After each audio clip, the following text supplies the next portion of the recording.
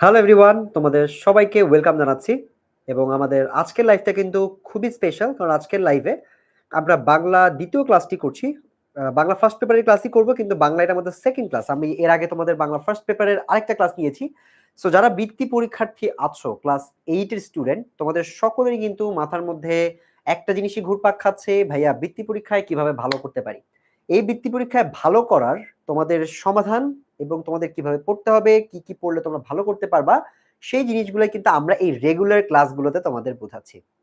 তোমরা যারা 10 মিনিট স্কুলের মেইন পেজে ক্লাস করছো, তারা আমাকে একটু কমেন্ট করো। আমি মেইন পেজের কমেন্টগুলোই আসলে দেখব। সো তোমাদের কমেন্টগুলো আমার সামনে আসবে এবং যারা গ্রুপে আছো তাদেরও কমেন্ট দেখা হবে, সমস্যা নাই। ইউটিউবে যারা করতেছো তাদের কমেন্টও দেখব, কোনো সমস্যা নেই। বাট মেইন পেজে যারা আছো তারা আমাকে একটু জানাও কমেন্টে কে কোত্থেকে আছো এবং আমাকে পরিষ্কারভাবে দেখতে এবং শুনতে পাচ্ছ কিনা। এবং তোমাদের প্রিপারেশন বাংলা ফার্স্ট পেপার আমি কিন্তু গদ্যগুলো অলরেডি পড়িয়ে দিয়েছি। আজকে পড়বো পদ্য বা কবিতাগুলো। সেই কবিতাগুলোর বিভিন্ন এমসিকিউ আছে। সিকিউ থেকে কি, কি সিকিউ পড়বা, কোন সিকিউ আসবে, এগুলো তোমাদেরকে বুঝাই দিতে হবে। সো আমাকে একটু ফার্স্টে তোমাদের লোকেশন এন্ড তোমাদের উপস্থিতিটা একটু আমাকে জানান দাও। তারপর আমরা ক্লাসটা শুরু করে দিই। ওকে, আমি দেখতে পাচ্ছি আমার সাথে বুশরা আছে ইউটিউবে, আমার সাথে তাসনিম যুক্ত হয়েছে, মোহাম্মদ ফৌজিয়া যুক্ত হয়েছে, তাসনিম নরসিংদী থেকে আছে একজন আমার সাথে মেহেরপুর থেকে আছে একজন, আমার সাথে আমি আরো দেখতে পাচ্ছি। হ্যাঁ, ঠিক আছে। So, আমি অনেককেই দেখতে পাচ্ছি। শরীয়তপুর থেকে আছে একজন আমার সাথে। তোমরা তোমাদের ফ্রেন্ডদেরকে একটু মেনশন করো। তোমাদের ফ্রেন্ডরা আসলে আমরা ক্লাসটা একদম ফুল স্পিডে শুরু করতে পারবো। লাইভটা সবাইকে একটু শেয়ার করে ফেলতে হবে। আমি তোমাদের এই যে লাইভটাকে শেয়ার করে ফেলি, হ্যাঁ? কারণ এই লাইভগুলো শেয়ার করলে লাভ হচ্ছে পরে যদি তোমরা হঠাৎ করে মনে করো যে তোমাদের লাইভটা আবার দেখতে হবে, তখন কিন্তু তোমরা দেখতে পারবা না, খুঁজে পাবা না। ঠিক আছে? এজন্য এটা শেয়ার দিয়ে নিজের প্রোফাইলে রেখে দেওয়াটা সেফ। আমি যেমন এই যে তোমাদের লাইভটা এক্ষুনি শেয়ার দিয়ে দিলাম। তোমরা যারা আছো তারা এক্ষুনি লাইভটা তোমাদের প্রোফাইলে শেয়ার দিয়ে রাখো। যাদের সায়েন্স এক্সাম, কালকে অনেকে সায়েন্স এক্সাম আছে আমি দেখতেছি, অনেকেরই এখনো পরীক্ষা শেষ হয় নাই এখনো, তারা একটা কাজ করবে, এটা শেয়ার করে প্রোফাইলে রাখবা। পরে তুমি বাংলা যখন পড়তে পারবা তখন তুমি এটা দেখে ফেলবা। ঠিক আছে? সো আমি একটু দেখতে চাই কারা কারা লাইভটা শেয়ার করে ফেলছো। হ্যাঁ, শেয়ার করে আমাকে জানাবা। ভাইয়া সুপার স্টুডেন্ট গ্রুপে একটা ভিডিও পোস্ট করেছি, দেখবেন প্লিজ। দেখবো, অবশ্যই দেখবো। তার আগে তোমরা একটু আমাকে কমেন্টে জানাও যে শেয়ারটা কি করেছো কিনা। তাহলে আমি বুঝতে পারছি যে লাইভে আমার কতজন মানুষ আমার সাথে আছে। ভাইয়া আমি পেইড ব্যাচের স্টুডেন্ট, তাস্তুবা। ওকে, ঠিক আছে, আমার পেইড ব্যাচের স্টুডেন্টরা চলে আসছে, আমি দেখতে পাচ্ছি। ভাইয়া শেয়ার করেছি, হ্যাঁ, শেয়ার করে রাখলে পরে তুমি দেখতে পারবা। ঠিক আছে? নাসির যুক্ত হয়েছে, স্টুডেন্ট অনেক যুক্ত হচ্ছে আমি দেখতে পাচ্ছি। ফাইজা চৌধুরী যুক্ত হয়েছে চাঁদপুর থেকে, রংপুর থেকে আছে সিফাত আমি দেখতে পাচ্ছি। মারুফা মনি যুক্ত হয়েছে আমার সাথে নরসিংদী থেকে। শরীয়তপুর থেকে আছে তাহিরুর। তাহিরুর জিজ্ঞেস করছে শরীয়তপুরের আর কেউ আছো কিনা, তারা একটু ওকে জানাও। আর ভাইয়া লাইভ প্রোফাইলে রেখে দিয়েছি। হ্যাঁ, দিস ইজ আ স্মার্ট কাজ। This is a smart thing to do. আমার মনে হয় মাঝে, মাঝে তোমার লাইফ টাইপ এগুলো হলে, যখন যদি তুমি রেগুলার ক্লাস করতে না পারো, সেটা শেয়ার করে রাখাটা উচিত। কারণ আমাদের 10ms এর পেজে কিন্তু আমাদের অনেক লাইভ হয়। হ্যাঁ, তো ওই লাইভটা খুঁজে পাওয়া যায় না। তুমি জাস্ট বাংলা ফার্স্ট পেপার কবিতা লিখে এটা শেয়ার করে রাখলে প্রোফাইলে তুমি পরে এটা আবার দেখতে পারবা। আচ্ছা, সো আমাদের বৃত্তি পরীক্ষা নিয়ে সবাই টেনশন। বৃত্তি পরীক্ষা আজকে কি পড়তেছি লিমন ভাইয়া? আজকে পড়তেছি কবিতা। আপনার ইউটিউব আইডির নাম কি? আমার তো ইউটিউব আইডি নাই। প্রজাপতির ডানা, উম্মে হাবিবা চলে আসছে আমার সাথে, মান্নান মৃধা যুক্ত হয়েছে, মিতাল যুক্ত হয়েছে আমার সাথে মেহেরপুর থেকে, আমার সাথে যুক্ত হয়েছে এমডি এনায়েত হোসেন, আমার সাথে যুক্ত হয়েছে ঐশী রহমান। সবাই আমাকে একটু কমেন্টে জানাইতে হবে। জয়ন্তী জয়া যুক্ত হয়েছে মানিকগঞ্জ থেকে, হবিগঞ্জ থেকে আমার সাথে যুক্ত হয়েছে। ভাইয়া শেয়ার করে ফেলছি, ভেরি গুড। আর একটা কাজ তোমরা করতে পারো, তোমরা এই লাইভটাতে মানে তোমরা যদি চাও যে এই ধরনের পোস্ট তোমার সামনে বেশি বেশি আসুক, ফেসবুক কিন্তু একটা কাজ করে, তুমি এটাতে একটা লাইক দিয়ে দাও। ঠিক আছে? মানে ভিডিওটাতে একটা রিয়াকশনও দিয়ে রাখতে পারো, অথবা 10 মিনিট স্কুলের পেজকে একটু রিয়াক্ট করে রাখতে পারো। তাহলে লাভ যেটা হবে, ফেসবুক কিন্তু এটা করে, তুমি রিয়াক্ট করে রাখলে এই ধরনের কন্টেন্ট, বৃত্তি রিলেটেড কন্টেন্ট বারবার তোমার সামনে আসবে। সো স্মার্ট কাজ হচ্ছে এটাকে একটু রিয়াক্ট করে নিজের অ্যালগরিদমটাকে, ফেসবুক অ্যালগরিদমটাকে একটু বোকা বানানো। আমি এটা করি, আমার যখন একটু জামা কাপড় কিনতে হবে, আমি জামা কাপড়ের দু একটা শপে গিয়ে লাইক দিয়ে আসি। ওরা এরপর আমাকে খালি জামা কাপড়ের অ্যাড দিতে থাকে। ঠিক আছে? ওকে, চলো আমরা তাহলে একটু আমাদের পড়াটা শুরু করি। আমাদের পড়া শুরু হবে হচ্ছে বাংলা ফার্স্ট পেপার। আমাদের পড়াটা শুরু হবে হলো পুরাটাই কবিতা দিয়ে। প্রথম কবিতাটা আমরা জানি, অনেকগুলো কবিতা আছে আমাদের এখানে, ওই কবিতাগুলো নিয়ে আমরা শুরু করব। চলো আমরা শুরু করে দিই আমাদের আজকের পড়াশোনা। সো তোমাদের আজকের কাজটা হচ্ছে তোমরা উত্তরগুলো কমেন্টে আমাকে জানাবা এবং আমি তোমাদের উত্তরগুলো দেখব এবং দেখে তোমাদেরকে অ্যান্সারগুলো দেওয়ার চেষ্টা করব এবং তোমাদের অ্যান্সারগুলো আমি পড়বো। কার কত হচ্ছে এটাও আমাকে জানাবা। এগুলা তোমরা অনেকেই অলরেডি প্রিপারেশন নিয়ে ফেলছো, যেহেতু পরীক্ষা ফাইনাল পরীক্ষা দিছো, সেগুলো অনেকেরই পড়া শেষ। হ্যাঁ, আজকে তোমরা হয়তো জাস্ট বৃত্তি পরীক্ষার জন্য একবার রিভিশন দিচ্ছ। আমরা এই যে বোর্ডের নাম সহ দেখাই দিচ্ছি, বৃত্তি পরীক্ষার সময় আগে ব্যবহৃত হইতো। ঠিক আছে, আচ্ছা। ব্রাহ্মণ চণ্ডাল চামার মুচি, ব্রাহ্মণ চণ্ডাল চামার মুচি, এক জলে হয় সবার সূচি। সো এই যে বিভিন্ন জাতের কথা বলছে, এখানে বলতেছে উদ্ধৃতাংশে মানব ধর্ম কবিতায় কোন মনোভাবের প্রতিফলন ঘটেছে। আমরা এখানে দেখতে পাচ্ছি যে এখানে ব্রাহ্মণের কথা বলছে, আবার চামার মুচির কথা বলছে, এটা বিভিন্ন জাতের মানুষ। তাহলে আমরা এটাকে বলতে পারি যেটা হচ্ছে সবাইকে আসলে সমান দেখানো হয়েছে, একই জল দিয়ে তাদের সবার সূচি হয়। সো এখানে এটাকে সমতার কথা বলা হয়েছে, সমতা। ঠিক আছে, সমতা মানে হচ্ছে সাম্যবাদ। সো এখানে আমরা সাম্যবাদকে চিহ্নিত করতে পারছি। ঠিক আছে, মুসাইব, মুসাইব যুক্ত হয়েছে, মুসাইব ভেরি গুড। মুসাইব চলে আসছে আমার সাথে। মুসাইবের ফ্রেন্ডরা কোথায়? মুসাইবের ফ্রেন্ডরা যারা আছো তারাও জয়েন করে ফেলো। আর তোমাদের ফ্রেন্ডদেরকে, তোমরা সুপার স্টুডেন্টস গ্রুপে যারা ক্লাস করতেছো তারাও কমেন্টে তোমাদের ফ্রেন্ডদেরকে একটু মেনশন করতে পারো। যারা ইউটিউবে আছো তারা ফেসবুকে চলে আসতে পারো। ঠিক আছে, আমরা কিন্তু ফেসবুকে ক্লাসটা লাইভে আছে, ইউটিউবে করতে পারো, কোনো সমস্যা নেই। আচ্ছা, দ্বিতীয়ত, মূলে এক জল চরণে লালন শাহ জল বলতে কি বুঝিয়েছেন? মূলে এক জল, এটাতে লালন শাহ জল বলতে কি বুঝিয়েছেন? আমাদের মূলে এক জল মানে কি? ধর্ম, বংশ, জাত নাকি পবিত্রতা? বলো, এই যে মূলে এক জল সে যে ভিন্ন নয়, এটা বলতে কি বোঝানো হয়েছে? এটা একটা আমাকে বলে দাও। আমি আমি তোমাদের উত্তরটা নিই, ফার্স্ট একটু উত্তর নিই। দুইয়ের উত্তর কি হবে? আর শুধু সি লিখলে হবে না, স্মার্ট স্টুডেন্টরা তারা দাগ নাম্বার সহ বলবা, দুইয়ের সি বা দুইয়ের বি। শুধু সি লিখলে আমি বুঝবো না এটা কি একের সি নাকি দুইয়ের সি, তাই না? সো এই জন্য তোমাদেরকে এখানে সুন্দর করে আগে আগে পজিশন দিয়ে তারপর বলতে হবে যে কয় নাম্বারের উত্তর দিচ্ছ। ওকে, আমাদের লাইভটা এখন অনেকেই জয়েন হয়েছো, আরো আস্তে আস্তে আসতেছো, ভেরি গুড। লাইভটা যারা শেয়ার করো নাই তারা 100% লাইভটা শেয়ার করে দাও, করে নিজের প্রোফাইলে রেখে দাও, নিজের ফ্রেন্ডদেরকে দাও, ইনবক্সে দাও, ওদেরকে গ্রুপে দাও, যাতে করে ওরা ক্লাসটা ওরাও উপকৃত হতে পারে। অনেকেই কনফিউশন আছে কিন্তু। দুইয়ের সি, আনোয়ারুল বলতেছে সি, বোরার আলো বলতেছে সি, সোনিয়াতা শারমিন তনু বলতেছে সি, আরো দেখতে পাচ্ছি শিলা বৃষ্টি বলতেছে সি, এ হবে। রাইজা টাইনি ওয়ার্ল্ড ও বলতেছে দুইয়ের সি। কারেক্ট অ্যান্সার হচ্ছে মূলে এক জল মানে হচ্ছে মূলে এক জাত। হ্যাঁ, মূলে এক জল সে যে ভিন্ন নয়, এই লাইনটা আছে তো সরাসরি মানব ধর্মে কবিতায়, মূলে এক জল সে যে ভিন্ন নয়। সেখানে আমরা এটাকে জল বলতে মূলত মূলে এক জাত সে যে ভিন্ন নয়, ভিন্ন জানায় পাত্র অনুসারে। আমরা পড়ছি তো কবিতাটা, কি পড়েছো? ভিন্ন জানায়, তোমাদের কবিতা আমার মুখস্থ, তোমাদের তো মুখস্থ থাকার কথা। সেখানে আছে তো যে মূলে এক জল সে যে ভিন্ন নয়, সো ভিন্ন জানায় পাত্র অনুসারে, এখানে উত্তরটা হচ্ছে জাত। ঠিক আছে, জাত পাত এগুলার আসলে মিল নেই। যথাতথা শব্দটি ব্যবহার হয়েছে কোন অর্থে? যেমন তেজ, যেখানে সেখানে, যখন তখন, যত তত।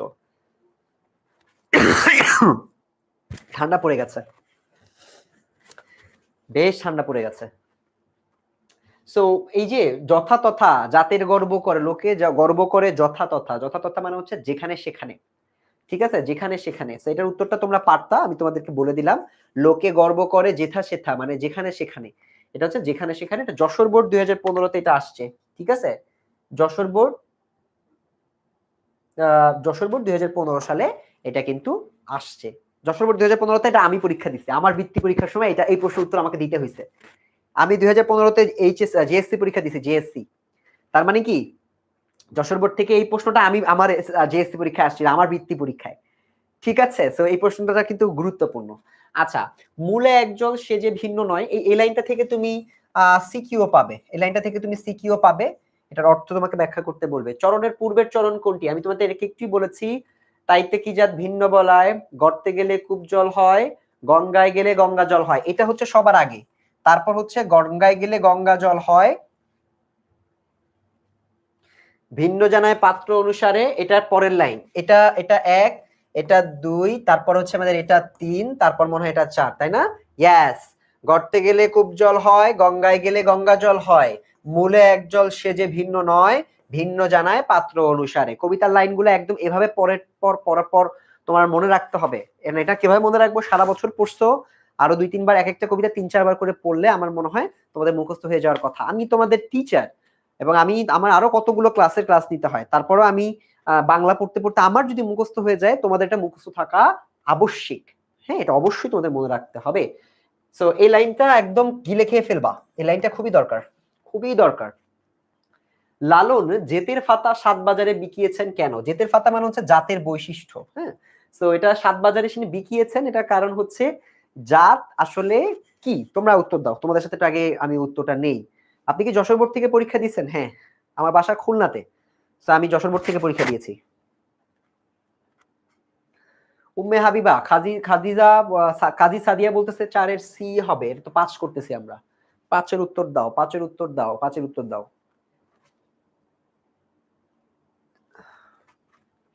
5 এর উত্তর দাও। শামিমা ইয়াসমিন উত্তর দিয়েছে। মিথুন মন্ডল বলতেছে 4 এর সি। 4 এর উত্তর দিচ্ছ এখনো। 5 এর উত্তর দাও নাই। ভাইয়া পরীক্ষা চলছে, 8 তারিখ পরীক্ষা শেষ হবে। কোনো সমস্যা নাই। শেয়ার করে রাখো, পরে লাইভটা দেখে নিও। ঠিক আছে? আহমেদ সিয়াম বলতেছে 5 এর এ হবে, প্রয়োজন নেই বলে। হ্যাঁ, এটাও হতে পারে, বাট উত্তরটা আরেকটু ডিপ। ঠিক আছে? সো এটার উত্তর হচ্ছে তাসমিম উত্তর দিয়েছে। হারান দাস বলতেছে তুচ্ছতম বলে। না, হারান দাস উত্তর ভুল হয়েছে। আম মাহিমা সিদ্দিকীর ভুল হয়েছে। উত্তর ভুল হচ্ছে। এই যে এগুলো ভুল হয়ে যাচ্ছে। এর উত্তর হচ্ছে জাতের ফাতা বা জেতের বৈশিষ্ট্য এটা বিকিয়েছেন, এটার কারণ হচ্ছে এটা গুরুত্বহীন। গুরুত্ব নেই is the correct answer. So গুরুত্বহীন, প্রয়োজন নেই আর গুরুত্বহীন একই, বাট সরাসরি যদি তুমি বলতে চাও এটা হচ্ছে গুরুত্বহীন বলে এটা তিনি বিকিয়েছেন, যে না এটা আসলে ইনভ্যালিড, এটা আহামরি কিছু না। সো তোমরা যারা এটাকে গুরুত্বহীন বলে এটাতে পড়ছো, তারা আমার মনে হয় তাদের অ্যান্সারটা হবে। আর যারা এ বলছো তারা এখন থেকে আর এ দাগাবা না, তারা গুরুত্বহীন এটা দাগাবে। বঙ্গভূমির প্রতি কবিতায় স্মৃতিজল বলতে কি বোঝানো হয়েছে? আচ্ছা, আমরা চলে আসছি আমাদের দ্বিতীয় কবিতা। আমাদের দ্বিতীয় কবিতায় আমরা চলে আসছি। স্মৃতিজল বঙ্গভূমির প্রতি রেখমা দাসের মনে এ মিনতি করি পদে। পড়েছো সবাই? রেখমা দাসের মনে এ মিনতি করি পদে।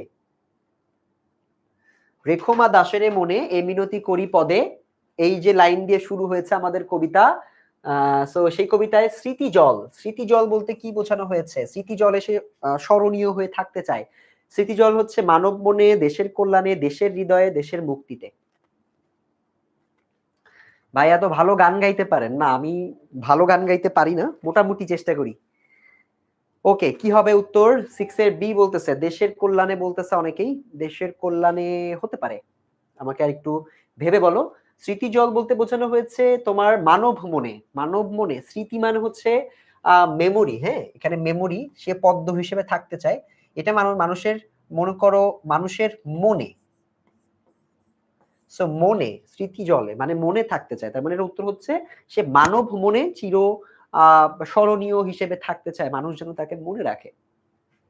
আয়ু যেন শৈবালের নীর, আয়ু যেন শৈবালের নীর, এই পংক্তির প্রতিফলন ঘটেছে কোন চরণে? এই পংক্তির প্রতিফলন ঘটেছে কোন চরণে? আয়ু যেন শৈবালের নীর, এই নীর মানে জীবনটা ছোট। হ্যাঁ, এই জীবনটা নিয়ে আমাদেরকে একটু লিখতে হবে।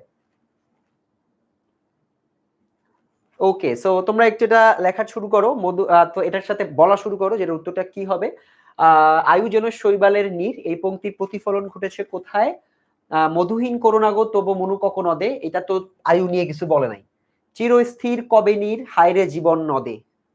হে এ দেহ আকাশ হতে, নাহি খেদো তাহে, মক্ষিকাও গলে না গো, এটাও হবে না। সো এটা হচ্ছে আমাদের চিরস্থির কবে নীর, নীর হায়রে জীবন নদে। জীবনের নদীতে আমাদের জীবনটা কখনো স্থির না, আমাদের জীবনটা আপস অ্যান্ড ডাউন থাকে। ঠিক আছে? সো এই আপস অ্যান্ড ডাউনের কথা এখানে আমাদের চমৎকারভাবে কবিতায় উল্লেখ করা ছিল, সেটা তোমাদেরকে এখানে লিখতে হতো। আচ্ছা, পরেরটা, বঙ্গভূমির প্রতি কবিতায় জীব তারা যদি খসে চরণটিতে কি বোঝানো হয়েছে? জীব তারা যদি খসে চরণটিতে কি বোঝানো হয়েছে? জীব তারা দেহ যদি খসে, এ দেহ আকাশ হতে, জীব তারা যদি যদি খসে, আমরা পড়ছি না? সো জীব তারা যদি খসে মানে হচ্ছে আমার দেহ থেকে যদি আমার প্রাণটা খসে পড়ে যায় বা চলে যায়, সেখানে আমাদের বোঝানো হয়েছে জীবনের সৌন্দর্য, জীবনের প্রতি দয়া, জীবনের গতিময়তা, জীবনের অবসান।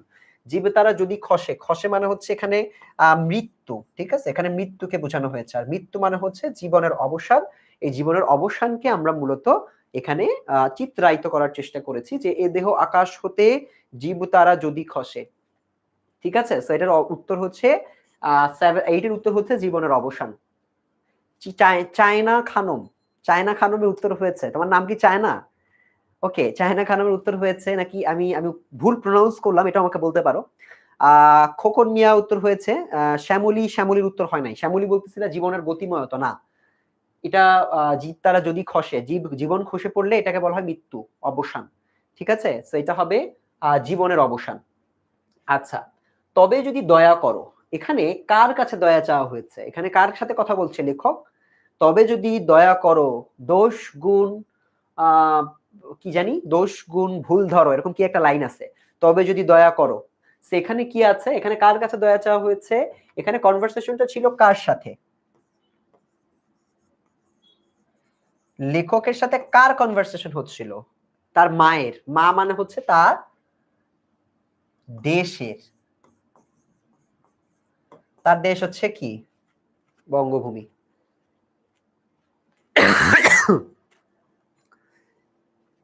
সো এখানে আমরা যেটা দেখার চেষ্টা করব সেটা হচ্ছে যশোর বোর্ডে আসছে, চট্টগ্রাম বোর্ডেও আসছে। সেটা হচ্ছে বঙ্গভূমি। তবে যদি দয়া করো, এখানে কার কাছে চাওয়া হয়েছে? বঙ্গভূমি বা তার যে জন্মভূমি তার কাছে এটা চাওয়া হয়েছে। আচ্ছা, রেখমা দাসের মনে, এখানে দাস বলতে কবি কি বুঝিয়েছেন? দাস বলতে কি নিজেকে বুঝিয়েছেন, চাকরকে বুঝিয়েছেন, জন্মভূমিকে বুঝিয়েছেন, সেবককে বুঝিয়েছেন? বলো। যারা আছো তারা একটা কাজ করবে, আমি বারবার বলতেছি লাইভটাকে তোমাদের রিঅ্যাক্ট করতে হবে। একটা লাইক বা শেয়ার বা তুমি যদি একটা হার্ট রিঅ্যাক্ট দিয়ে থাকো তাহলে ফেসবুক অ্যালগরিদম অনুযায়ী ও তোমাকে বারবার এরকম কন্টেন্ট পাঠাবে। তাহলে তোমার প্রিপারেশনটা আরো স্ট্রং হবে। সেটা একটু চালাকি তোমাকে করতে হবে, হ্যাঁ? আচ্ছা। আর শেয়ার করে রাখলে তো আর কথাই নাই। প্রোফাইলে তুমি এটা রেখে দেখতে পাবা, পরে তুমি এটাকে আবার ইউটিলাইজ করতে পারবা, ব্যবহার করতে পারবা।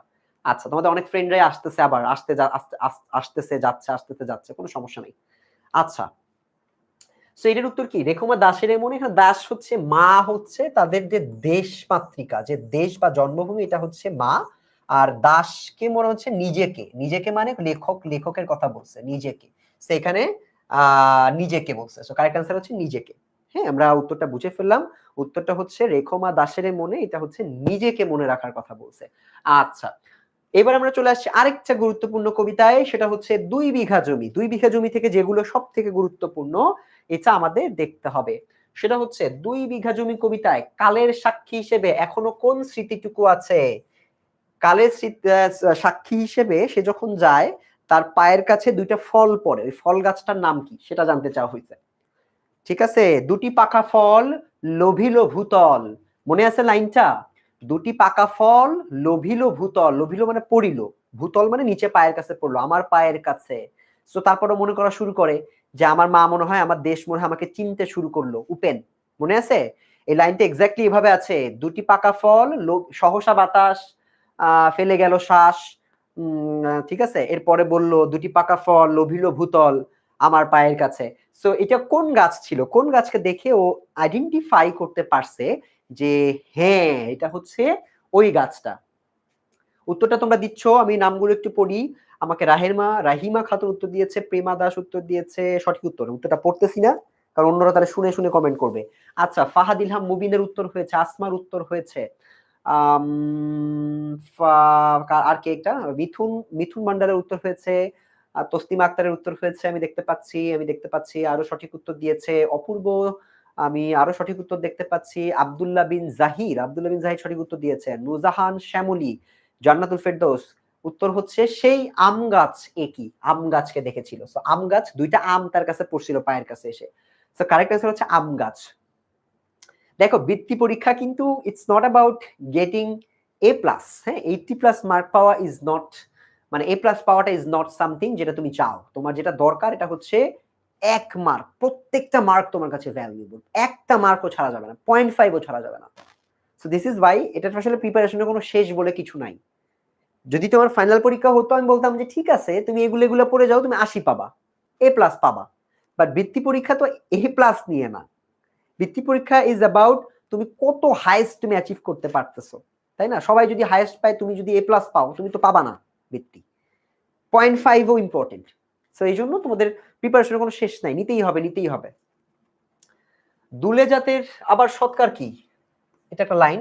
দুলে জাতের আবার সৎকার কি? এটা একটা নিচু জাত হিসেবে দেখানো হয়েছে। জমিদারের এই মন্তব্যে 2 বিঘা জমির কবিতার কোন দিকটি প্রকাশ পেয়েছে? নিচু জাতের প্রতি অবজ্ঞা, অহংকারবোধ, কুসংস্কার, শোষক শ্রেণীর নিষ্ঠুরতা। সো এখানে দুইটা উত্তর আছে, দুইটা উত্তরের মধ্যে একটু দুইটা উত্তর আসলে এখানে তোমাকে আলাদা করে চিহ্নিত করতে হবে। সো একটা হচ্ছে নিচু জাতির প্রতি অবজ্ঞা, আর একটা হচ্ছে শোষক শ্রেণীর নিষ্ঠুরতা, দুইটা কাছাকাছি। সো তারিক, মোহাম্মদ তারিক, বলো উত্তর বলো, এটার উত্তর বলো। সো শোষক শ্রেণীর নিষ্ঠুরতা নাকি নিচু জাতের প্রতি অবজ্ঞা? আমার মনে হয় সঠিক উত্তর হচ্ছে নিচু জাতের প্রতি অবজ্ঞা। হ্যাঁ, শোষক বা যদি নাও হয়, এখানে জাস্ট মনে করো সৎকার, তাও নিজের জমিতে করতেছে। নিজের জমিতে করলে এখানে তো আসলে ওই নিচু জাতটাকে ছোট করে দেখানো হলো যে তোমার আবার কি, কিসের সৎকার তোমার, সেটা হচ্ছে জাতের সাথে কানেক্টেড, এই জন্য আমরা নিচু জাতের সাথে কানেক্ট করলাম। 2 বিঘা জমি কবিতায় ভূমিহীন প্রজা কে? এই প্রজার নামটা কি ছিল? আমি তো আমরা যেই কনভারসেশনটা দেখি জমিদারের সাথে, যার কনভারসেশনটা হয় সেই কনভারসেশনটা হয় কার সাথে? বলো সেই কনভারসেশনটা কার সাথে হয়? দাসী, মালি, দেবী নাকি উপেন? দাসী, মালি, দেবী নাকি উপেন, কার সাথে আমাদের, কাকে আসলে আমরা ভূমিহীন প্রজা বলবো? দেবী তো না, দেবী তো না, দেবী তো আর ভূমিহীন না। সো কারেক্ট অ্যান্সার কি? দাসী, মালি নাকি উপেন? বলো তো। সেটার উত্তর হচ্ছে 13 নম্বরের উত্তর হচ্ছে উপেন, তাই না? উপেনের আসলে 2 বিঘা জমি ছিল। শুধু ভিগে ধুই ছিল মোর ভুই, আর সবই গেছে ঋণে। বাবু বলিলেন বুঝেছো উপেন, এ জমি লইব কিনে। উপেনকে বলছে। সো উপেন হচ্ছে আমাদের আজকের এই কবিতায় ভূমিহীন প্রজা। প্রজা মানে হচ্ছে রেগুলার একজন ব্যক্তি, হ্যাঁ, যে ওই ওই এলাকায় বসবাস করে, রাজার সাথে বসবাস করে, রাজার আন্ডারে বসবাস করে। আচ্ছা, সে দেখা যাবে, এটা কখন বলছে? কথাটি রাজা উপেনকে বলেন কখন? তো আমরা একটু দেখি, আচ্ছা সে দেখা যাবে মানে কখন বললো? ওই যে বলে না, শুধু বিঘে ধুই ছিল মোর ভুই, আর সবই গেছে ঋণে। বাবু বলিলেন বুঝেছ উপেন, এ জমি লইব কিনে। কহিলাম আমি তুমি ভূস্বামী, ভূমির অন্ত নাই, চেয়ে দেখো মোর আছে বড় জোর, মরিবার মতো ঠাই। শুনি রাজা কহে বাপু জানো তো হে, করেছি বাগান খানা, পেলে 2 বিঘে প্রস্থ দিঘে সমান হইবে টানা। ওটা দিতে হবে। তারপর বলল, কহিলাম তবে বক্ষে জুড়িয়া পানি, সজল চক্ষে করুণ রক্ষে গরিবের ভিটেখানি। সপ্তপুরুষ যেথায় মানুষ, সে মাটি সোনার বাড়া, দৈন্যের দায়ে বেচিব সে মায়ে, এমনই লক্ষ্মী ছাড়া। তারপর কি জানি বলে, শুনি রাজা, রাজা ক্ষণকাল রহিল মৌন ভাবে, ক্রুর হাসির এসে কহিলেন শেষে আচ্ছা সে দেখা যাবে। আচ্ছা, সো রাজা এখানে আহ কথাটি রাজা উপেনকে বলেন মূলত ক্রুর হাসি হেসে, ঠিক আছে? ক্রুর, ও এখানে অপশন আছে। সো এটা ক্রুদ্ধ হয়ে বলো না, আমরা দেখেই বুঝতে পারতেছি ক্রুর হাসি হেসে। সো তোমাদের কিন্তু এই লাইনগুলো সব একদম মাথার মধ্যে রাখতে হবে, হ্যাঁ, একদম 100% রাখার মধ্যে রেখে তোমাকে রাখতে হবে, বলতে হবে। আখি করি লাল রাজা ক্ষণকাল রহিল মৌন ভাবে, কহিলেন শেষে ক্রুর হাসি হেসে। আচ্ছা, সে দেখা যাবে, সেটা মেইনলি রাগ হয়ে বলছে, ঠিক আছে? রাগ হয়ে বলছে। ক্রুর মানে হচ্ছে নিষ্ঠুর হাসি, ক্রুর শব্দের অর্থ হচ্ছে নিষ্ঠুর। ও নিষ্ঠুর হাসি হেসে এটার উত্তরটা দিছে। হ্যাঁ, মানে হয় না, হ্যাঁ ঠিক আছে দেখা যাবে এরকম। আচ্ছা, উপেনের কোলের কাছে কয়টি পাকা ফল পড়লো? আমি বলছি 2টি পাকা ফল, লোভিল ভূতল। 2টি পাকা ফল, 2টা পাকা ফল পায়ের কাছে পড়ছিল। সেটা হচ্ছে 2টি, 2টি পাকা ফল। দেখো ডি, ডি হবে উত্তর। 2টি পাকা ফল লোভিল ভূতল, লোভিল মানে পড়িল। সো 2টি পাকা ফল মানে হচ্ছে উত্তরটা হবে 2টা আম। আচ্ছা, সে দেখা যাবে উপেনকে বলা এই কথায় রয়েছে জমিদারের কি? অভিমান। অভিমান তো না, এখানে অভিমান তো একটা আলাদা ফিলিংস। অভিমান তোমাদের সবগুলো কবিতায় আমার মোরললেস মাথার মধ্যে আছে। তোমাদের সবগুলো কবিতা সারা বছর আমরা পড়িয়েছি না অনলাইন ব্যাচে। আমাদের অনলাইন ব্যাচে আমরা কবিতা যারা পড়েছি তাদের সবারই মনে থাকার কথা, মুখস্থ হয়ে যাওয়ার কথা, আমি যেভাবে পড়িয়েছি। ও অনলাইন ব্যাচে যারা এখনো ভর্তি হও নাই, পরবর্তী বছরের জন্য 9-এ তোমাদের জন্য কিন্তু এখন দেখলাম আইমান ভাই অ্যানাউন্সমেন্ট দিচ্ছে, অনেক গিফটস আছে, ব্যাগ আছে, টি-শার্ট আছে, তারপর দেখলাম একটা ডায়েরি আছে, ক্যালেন্ডার আছে।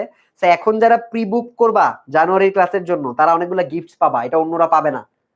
সো এটাতে তোমরা এনরোল করে ফেলতে পারো। এনরোল করতে কল দাও 16910 তে কল দিয়ে বলো লিমন ভাই বলছে ভর্তি হলে নাকি গিফট দিবেন, ভর্তি হয়ে যাও, ঠিক আছে?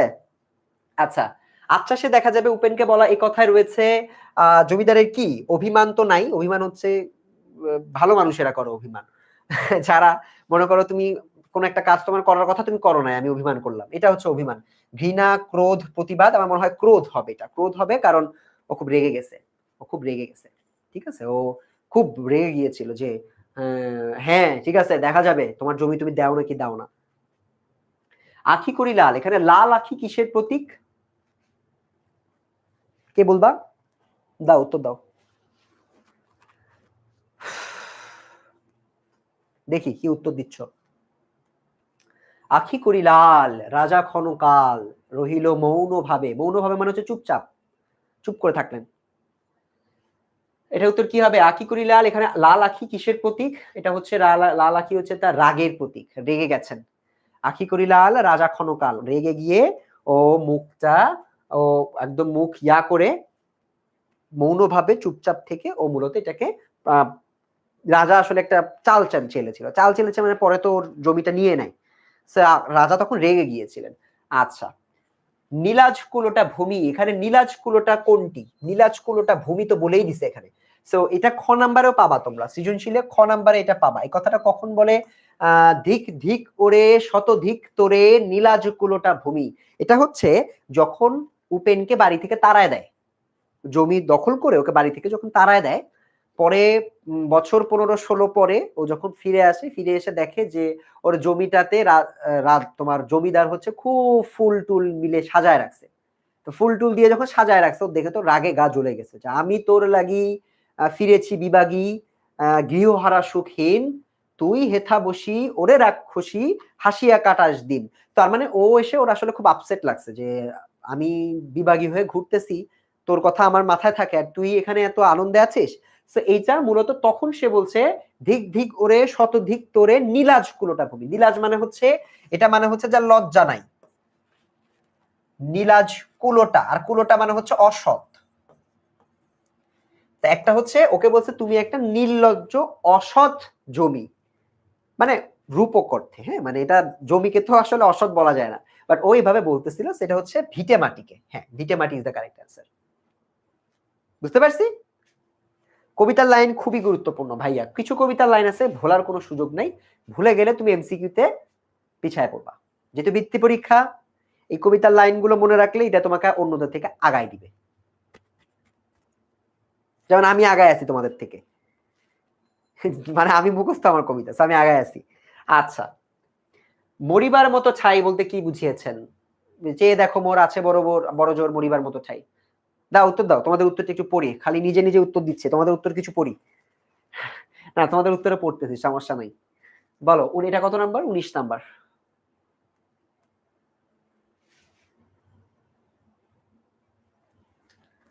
16910 কল দাও সাজেশন লাগলে, ওরা দিবে সাজেশন। আমরা বানিয়ে পাঠিয়েছি ওদের কাছে, আমরা তোমাদের দেখিয়েছিলাম লঞ্চিং লাইভে। 16910 কল দাও। এটা বলতেছো নিজের শেষ অবস্থা, মরিবার মতো ছাই বলছে, বোঝানো হয়েছে আশ্রয়ের শেষ স্থল। যারা বি বলছো, শুলি আক্তার বি বলেছে। তাসলিম আক্তার উত্তর সঠিক হয়েছে। ফাহাদ ইলহাম মুবিনের উত্তর কারেক্ট হয়েছে। Mubin very good. রাহিমা খাতুন একটি মৃত্যুর স্থান, মরিবার মতো ছাই না, এটা মরিবার মতো ছাই মানে মৃত্যুর স্থান না, এটা হচ্ছে আশ্রয়ের শেষ স্থল। যারা বলছো যেমন চাঁদের বুড়ি, বৃষ্টি সোয়াইব, যাদের নাম তোমরা ফেসবুকে যেভাবে দিছো ওই নামে পড়তেছি, শামিমা ইয়াসমিন, উত্তর হচ্ছে আশ্রয়ের শেষ স্থল। মরিবার মতো ঠাই মানে একটাই শেষ আশ্রয় আছে আমার, ওটা মৃত্যু স্থান বুঝায় নাই। মরিবার মতো ছাই মানে হচ্ছে মরার মতো একটা জায়গায় আছে আমার, তার মানে এটা একটাই জায়গা আমার শেষ আশ্রয়স্থল। মনের দৃঢ় ইচ্ছাগুলো কোন, আচ্ছা পরের গল্পে চলে আসছি, আমরা পরের কবিতায় চলে আসছি। এই কবিতাটা ইজি। পাছে লোকে কিছু বলে, পাছে লোকে কিছু বলে, করিতে পারি না কাজ, সদা ভয় সদা লাজ। মনে আছে? তো এখানে মনের দৃঢ় ইচ্ছাগুলো কোন কারণে পূরণ হয় না? দ্বিধা, চিন্তা, ভীরুতা, হতাশা। তোমরা বলবা এটা, আমি উত্তর দিব না। দেখি কি উত্তর দিচ্ছ।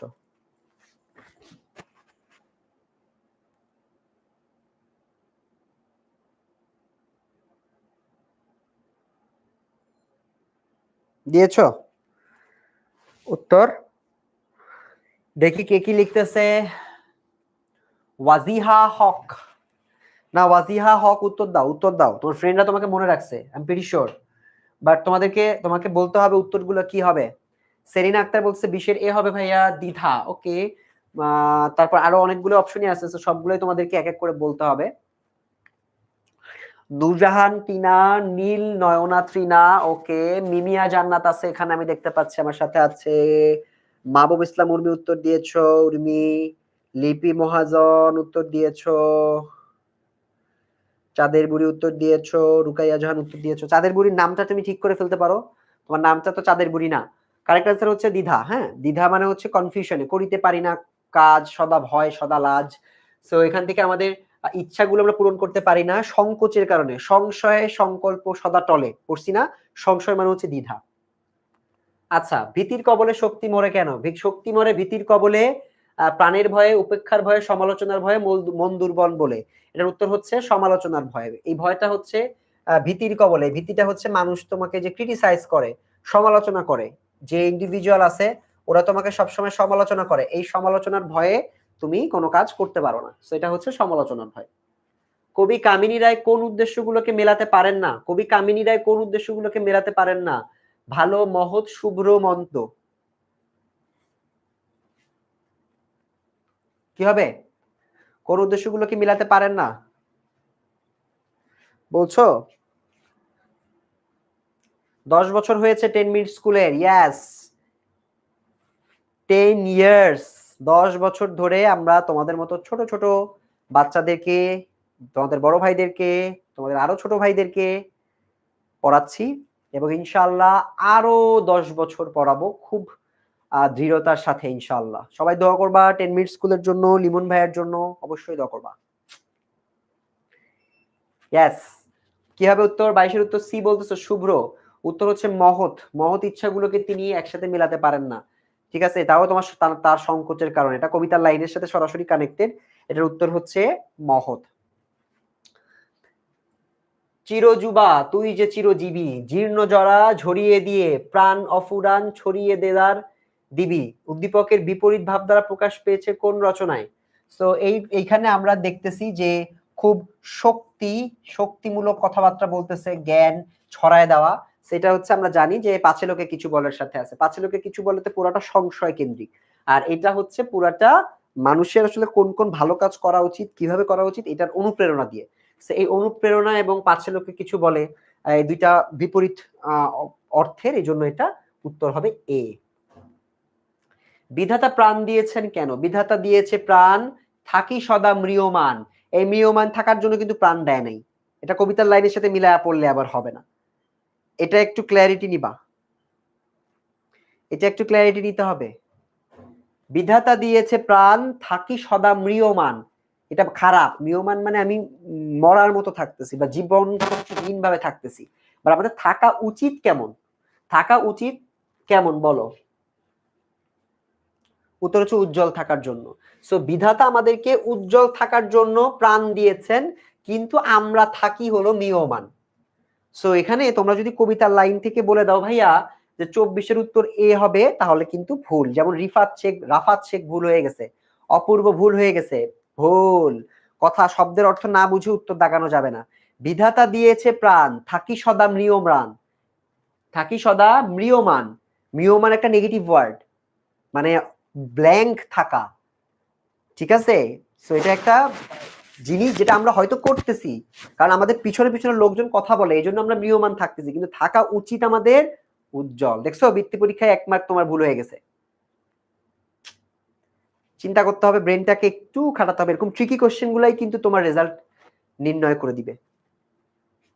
পাঁচ লোকে কিছু বলে কবিতায় কবি কেন নিজেকে সংগোপনে রাখেন? সংকোচের কারণে, দুর্বলতার কারণে, হতাশার কারণে, লজ্জার কারণে। একদম কবিতার লাইন অনুযায়ী দিবা, একদম কবিতার লাইন অনুযায়ী অ্যান্সার করতে হবে, তাহলে তোমরা পারবা করতে। আদারওয়াইজ কিন্তু এটা মিলবে না। একদম কবিতা চারটা দেখেই মনে হবে চারটাই উত্তর, বাট চারটা তো উত্তর না।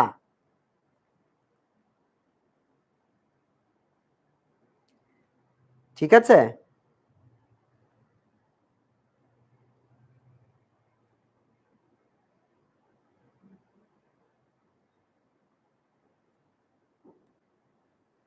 ওকে। পাঁচ লোকে কিছু বলে কবিতা কোন সংগোপনে রাখেন? এটা হচ্ছে তার সংকোচের কারণে। সংকোচটাকেই তো এখানে মূলত প্রায়োরিটি দেওয়া হয়েছে। সো যারা তোমরা 25-এর উত্তর বলতেছো হতাশা বা দুর্বলতা, না, এটা লজ্জা বা হতাশা বা দুর্বলতা উত্তর হবে না, এটা সংকোচের কারণে। হৃদয় থেকে জেগে ওঠা ভাবনা হৃদয়ে মিশে যায় কেন? ওই যে উঠে শুভ্র চিন্তা যত, বলে না, শুভ্র চিন্তা মানে কি? সাদা চিন্তা, পজিটিভ চিন্তা, ভালো চিন্তা যেগুলো, সেই ভালো চিন্তাগুলোকে এগুলো আবার হৃদয়ে মিশে যায় কেন? শুভ্র চিন্তাগুলো বাধা পাওয়ায়, বিষাদগ্রস্ততার জন্য, সংশয়ের কারণে, উপেক্ষা করার কারণে। কি হবে 26 এর উত্তর? এর উত্তর হচ্ছে সংশয়ের কারণে। ভাইয়া আপনাদের সাথে কবে দেখা করব? কেএস ইভেন্টে দেখা হবে। কৃতি শিক্ষার্থী ইভেন্টে সবার সাথে দেখা হবে। সবার সাথে সেলফি তুলবো ইনশাআল্লাহ। সবাই ভালো রেজাল্ট করো, কেএস ইভেন্টে আসো, দেখা হবে। আমাদের মনের সংকল্প নড়বড় হয়ে যায় কেন? এটা আমরা জানি দৃঢ়তার অভাবে। এগুলো খুবই সহজ, এগুলো স্কিপ করতেছি। দৃঢ়তার অভাবে। পাছে লোকে কিছু বলে এমন মনোভাব মানুষকে কি করে? একই কথা মানুষজনকে সংশয়ে ফেলে। তারপর হচ্ছে প্রার্থনা কবিতা। আচ্ছা আমরা পরের কবিতায় চলে আসছি। প্রার্থনা কবিতায় কবি স্রষ্টাকে কি সমর্পণ করেছেন? স্তুতি, ভক্তি, অশ্রু, আরতি। কত নাম্বার? 29 নাম্বার বলো। কেএস ইভেন্ট কি? কৃতি শিক্ষার্থী সংবর্ধনা বাবা। ফার্স্ট হইলে, সেকেন্ড হইলে, থার্ড হইলে তোমাদেরকে যাদেরকে আমরা নিয়ে আসি, নিয়ে এসে আমাদের সাথে দেখা করার সুযোগ করে দেই, তাকে বলা হয় কেএস ইভেন্ট। প্রার্থনা কবিতায় কবি স্রষ্টাকে কি সমর্পণ করেছেন? 29 এর উত্তর দাও।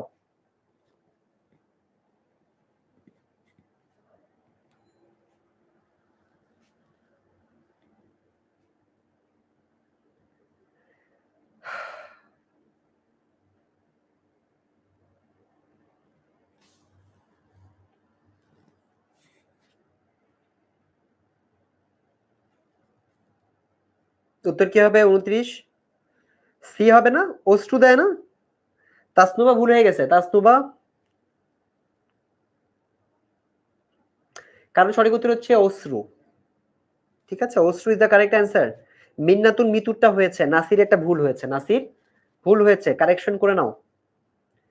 নাসিরের উত্তর ভুল হয়ে গেছে। নাসির, স্রষ্টা প্রদত্ত কোনটিকে কবি জগতের আয়ু বলেছেন? জগতের আয়ু, তরুলতা, স্নেহকণা, প্রসাদ, মঙ্গল। এই লাইনটা থেকে অনেকগুলো প্রশ্ন আসে। এই লাইন থেকে অনেকগুলো প্রশ্ন আসে। কোনটা হবে তোমরা বলো, তোমরা বলার পর আমি উত্তর দিচ্ছি। 30 এর উত্তর দাও। 30 উত্তর দাও। 30 উত্তর কি হবে? স্রষ্টা প্রদত্ত কোনটিকে কবি জগতের আয়ু বলেছেন? স্রষ্টা প্রদত্ত তরুলতা, স্নেহকণা, প্রাসাদ, মঙ্গল কোনটিকে জগতের আয়ু বলা হয়েছে?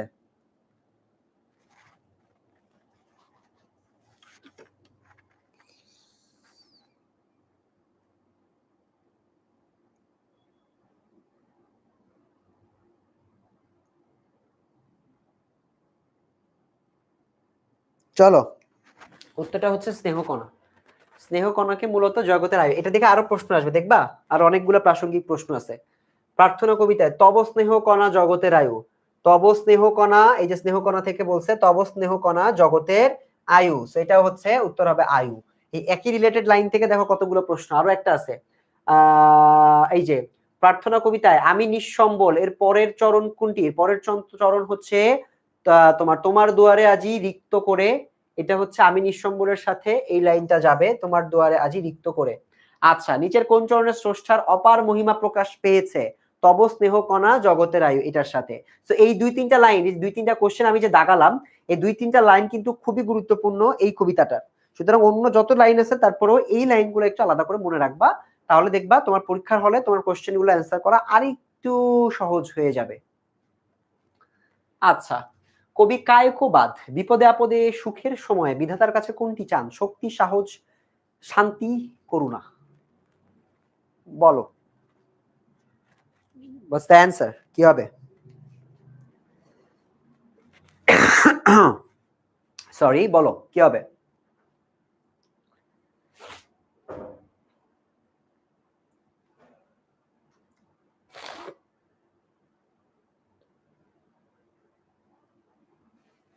চৌত্রিশ, এটা 32 না।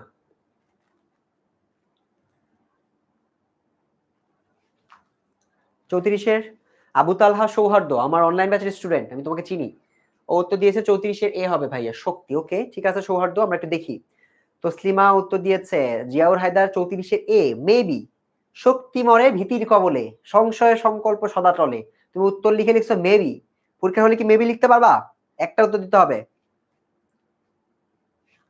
আনারুল 4-এর এ বলছো, উত্তর হচ্ছে এ, শক্তি। হ্যাঁ, শক্তি হবে।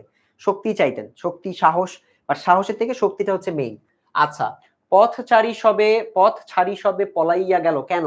চৌহানের ভয়ে, মত্ত হাতির জন্য, ইব্রাহিম লোদির ভয়ে, বাবুরের জন্য। পথ ছাড়ি সবে পালাইয়া গেল। বাবুরের মহত্ব পড়ছো সবাই?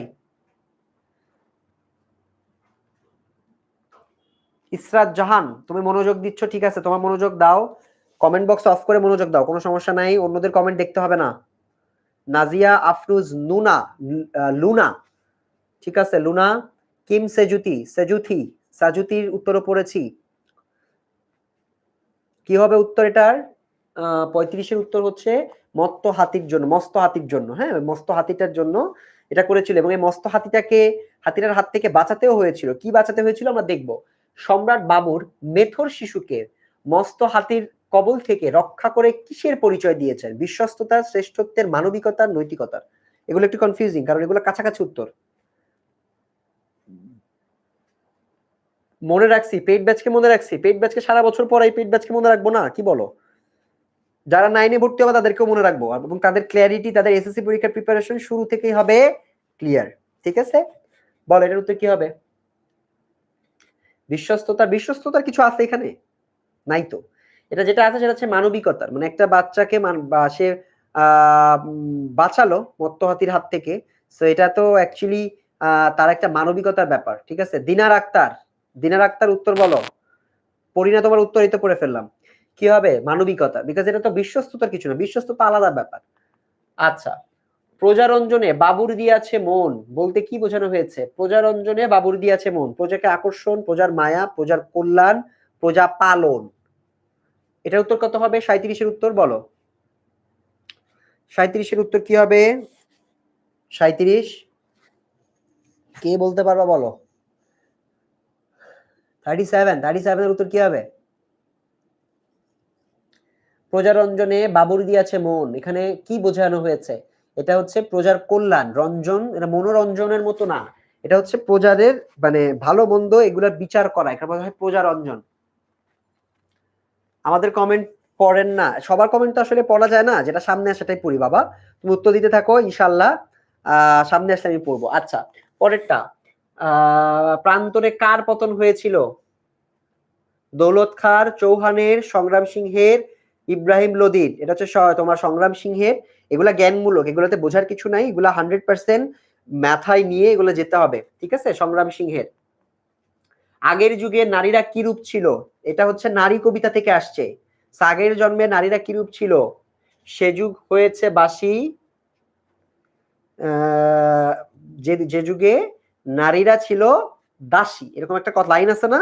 সে যুগ হয়েছে বাসি, লাস্টে বলা আছে নারীরা ছিল দাসী। ঠিক আছে, এখানে নারীরা কি রূপ ছিল আগের যুগে? আগের যুগে নারীরা ছিল হচ্ছে দাসী হিসেবে।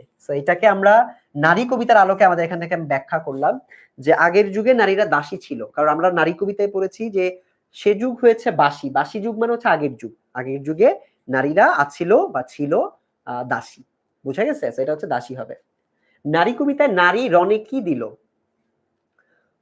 লাইনটা আমার মনে নাই, কি জানি ছিল, কোন রণে কত খুন দিল, খুন দিল নর, লেখা আছে ইতিহাস হাসে, কত নারী দিল সিথির সিঁদুর, লেখা নাই তার পাশে। বলছে না?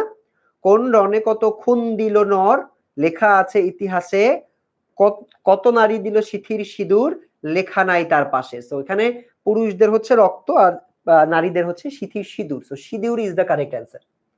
এভাবে কবিতার লাইন মিলিয়ে মিলিয়ে লিখলে তোমাদের আমার মনে হয় না ভুল যাওয়ার কোনো সম্ভাবনা আছে। আচ্ছা, পরের প্রশ্ন, পুরুষকে যুদ্ধ জয়ে নারী প্রেরণা ছাড়া আর কি দিয়েছে? প্রেরণা, কবিতার লাইন পড়ে ফেলতে হবে, কবিতার লাইন পড়ে উত্তরটা বলতে হবে। একদম কবিতায় যে শব্দ বলা আছে ওটাই বলবা। 41 এর উত্তর বলো।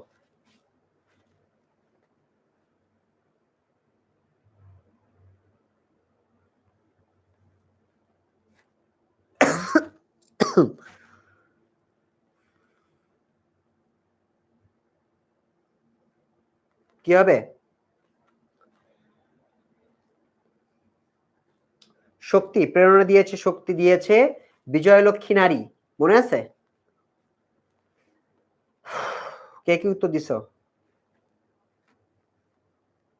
ইয়েস। ফাতেমা রাহিমার উত্তর হয়েছে, রামিম আহমেদের উত্তর হয়েছে না, রামিম শান্তি বলেছ, হবে না। রামিমের উত্তর ভুল হয়েছে। রুকাইয়ার উত্তর হয়েছে। যারা বি বলছো তাদের উত্তর হয়েছে।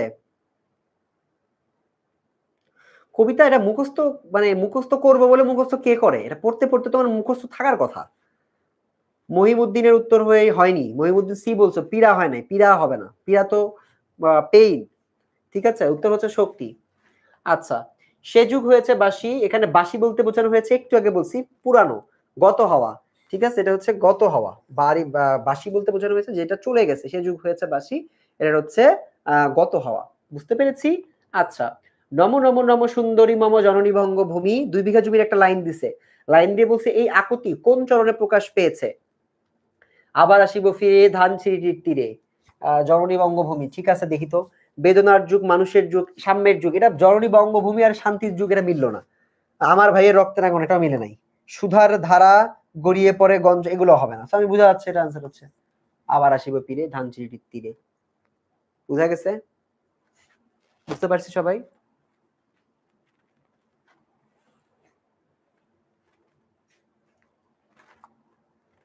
প্রেরণা দিয়েছে, শক্তি দিয়েছে বিজয় লক্ষ্মী নারী। দিনার আক্তারের উত্তরটা হয়েছে দিনার। Absolutely brilliant.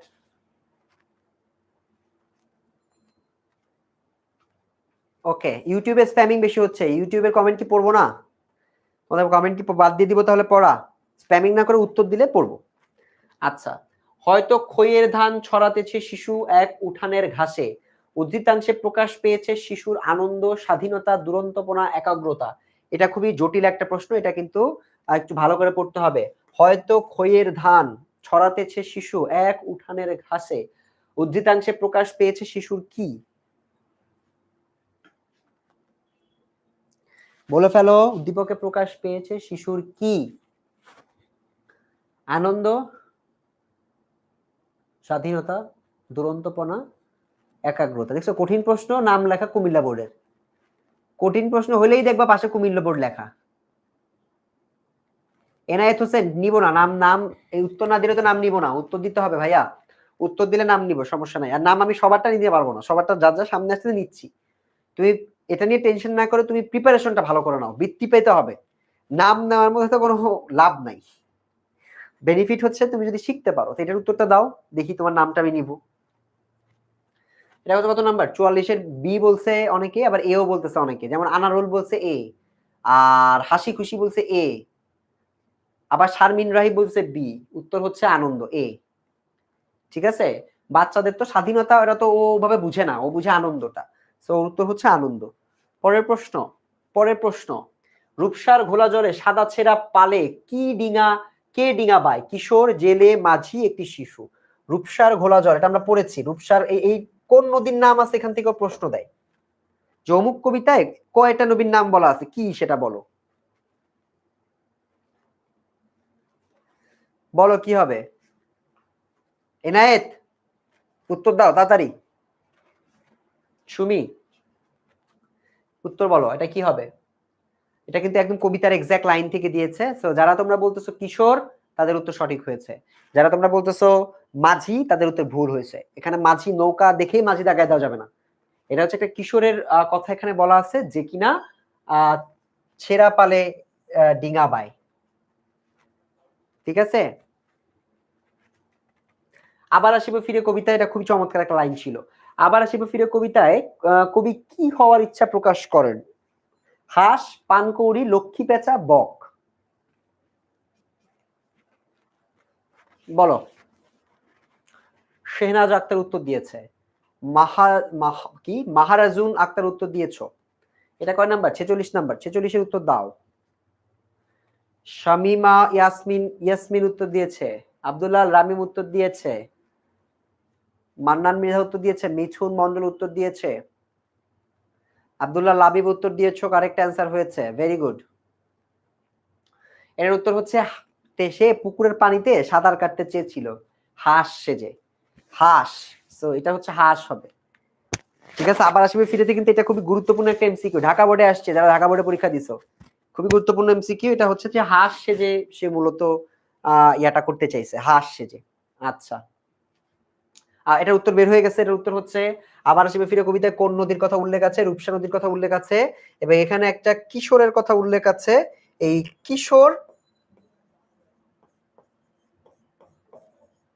কিশোর এবং এই রূপসা নদীর কথা তোমাকে এখানে মনে রাখতে হবে। কিশোর এবং রূপসা নদীর কথা, এই দুইটা থেকে তোর প্রশ্ন আসার সম্ভাবনা আছে। এই যে যশোর, এটা যশোর বোর্ড 2015। আমার বোর্ড পরীক্ষার সময়, আমার বৃত্তি পরীক্ষার সময় এই প্রশ্নের উত্তর দাগায় আসছি। হচ্ছে আমি উত্তর দাগায় আসছি যশোর বোর্ডে। ঠিক আছে, তার মানে এই প্রশ্নগুলো এখনো আসার সম্ভাবনা আছে। সুমিতা ইয়াসমিন, বুঝতেছ উত্তর? মিঠুন মন্ডল বলতেছে হাস। মিঠুন মন্ডল উত্তর হয়েছে। আচ্ছা, রূপাইয়ের নাম, এর নামে সব গা নামি হবে কেন? রূপাই, রূপাই ওই যে তরুলতার ডগার মতো যার, কচুলাওয়ের ডগার মতো যার হাত, সেই লোক, সেই ছেলেটার কথা বলতেছে রূপাই। তো রূপাইয়ের এটা উত্তর দাও। রূপাইয়ের গা নামি হবে কেন? রামধনুকের হার বানাতে সক্ষম বলে, কৃষিকাজে দক্ষ বলে, অসাধারণ কর্মতৎপরতার কারণে, অসাধারণ রূপ লাবণ্যের কারণে। রূপ লাবণ্য তো ভালো দেখায় বলে নাই। কর্মতৎপরতা হতে পারে। কর্মতৎপরতা মানে বেশি বেশি সব কাজে, সব কাজে যে ভালো, পারদর্শী। 48-এর উত্তর দাও। মাসিয়াত আরবি, তারপর হচ্ছে অরিক্স প্রামাণিক বিপ্র হয়েছে উত্তর। বৃষ্টি সোয়াইব হয়েছে। তারপর আসিম হয়েছে। আনিকা ইসলাম হয়েছে। নিশান, নিশান উত্তর দিয়েছো, ভালো উত্তর দিয়েছো, সঠিক উত্তর দিয়েছো। সখিনা সুমি, এটার উত্তর হচ্ছে অসাধারণ কর্মতৎপরতার কারণে। আমি তো বললাম, এই জন্য কর্মতৎপরতাকে আমি একটু ভেঙে বললাম। এই যে এটা যশোর বোর্ডের, কুমিল্লা একা না ভাইয়া, কুমিল্লা আর যশোর দুইটাই কঠিন করে প্রশ্ন। রূপাইয়ের দেহকে কবি কিসের মতো বলেছেন? জালিলাওয়ের ডগার মতো, বিজলি মেঘের মতো। জালিলাওয়ের ডগার মতো বলছে হাত, আর বিজলি মেঘের মতো বলছে এটা না। আর দেহকে বলছে হলো, পরে বলবো, তোমরা আগে বলো, এর মধ্যে একটা আছে। ভাই ইউটিউবের কমেন্ট পড়ো। তানজিলা, দেখছো তোমার কমেন্টটাই পড়ে ফেলছি। বলো উত্তর কি হবে, এটা বলতে লাগো। আমি আমি তোমাদের উত্তরগুলো একটু পড়তে লাগি। হ্যাঁ, তোমরা আমাকে উত্তরগুলো একটু বলো।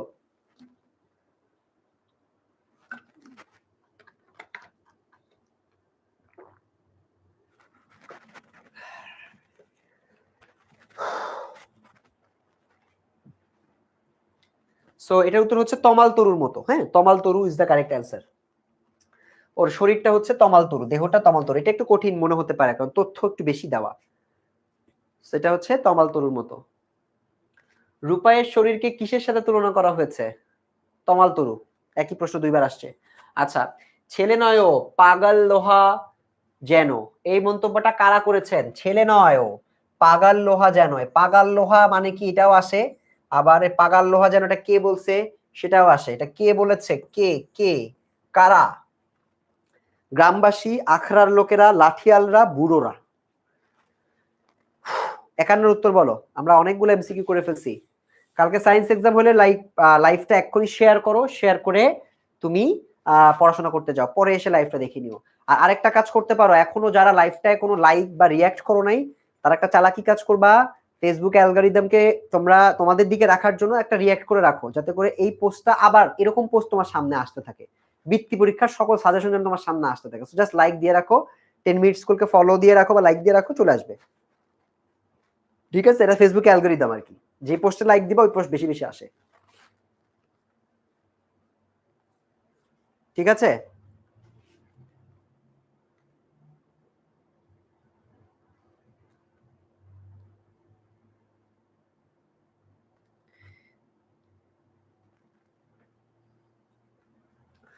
সো এটার উত্তর হচ্ছে বুড়োরা। হ্যাঁ, ডি বলছো যারা তারা। তসলিমা যেমন ডি বলছে, তসলিমার উত্তর হয়েছে। Taslima very good. তারপর আমি দেখতে পাচ্ছি এটা কার উত্তর হলো? কুমিল্লা ব্র্যান্ড। কুমিল্লা ব্র্যান্ড, হ্যাঁ কুমিল্লা একটা ব্র্যান্ড, কঠিন প্রশ্নের ব্র্যান্ড। সেজুলি দাস, শিউলি দাস, সরি শিউলি দাসের উত্তর হয়েছে। সৌরভ বিশ্বের উত্তর হয়েছে। তুম্পার উত্তর হয়েছে। সিদ্রাতুল মুনতাহার উত্তর হয়েছে। রামিজ ওমরের উত্তর হয়েছে। ওকে, ঠিক আছে। খেলার দলে তারে নিয়েই সবার টানাটানি। এখানে রূপায়ের কি প্রকাশ পেয়েছে? শক্তিমত্তা না, পারদর্শিতা। পারে, ঠিক আছে, এই জন্য পারদর্শিতা হবে। এগুলো আমরা একটু জাস্ট কুইকলি অ্যান্সার গুলো দেখে নেই। পারদর্শিতা। বুদ্ধদেব বসু ও অজিত দত্ত সম্পাদিত প্রগতি একটি দেয়াল পত্রিকা, কাব্যগ্রন্থ, মাসিক পত্রিকা, সাপ্তাহিক পত্রিকা। এই যে দেখো কঠিন হয়ে গেছে। ও কুমিল্লা বোর্ড লেখা নাই, প্রথম কঠিন প্রশ্ন যেটা কুমিল্লা বোর্ডে আসে নাই। সো উত্তর বলো কি হবে? বুদ্ধদেব বসু এবং অজিত দত্ত তাদের যে প্রগতিটা আছে এটা মনে রাখবা, এটা মোটামুটি ইম্পর্টেন্ট। হ্যাঁ, এটা ইম্পর্টেন্ট।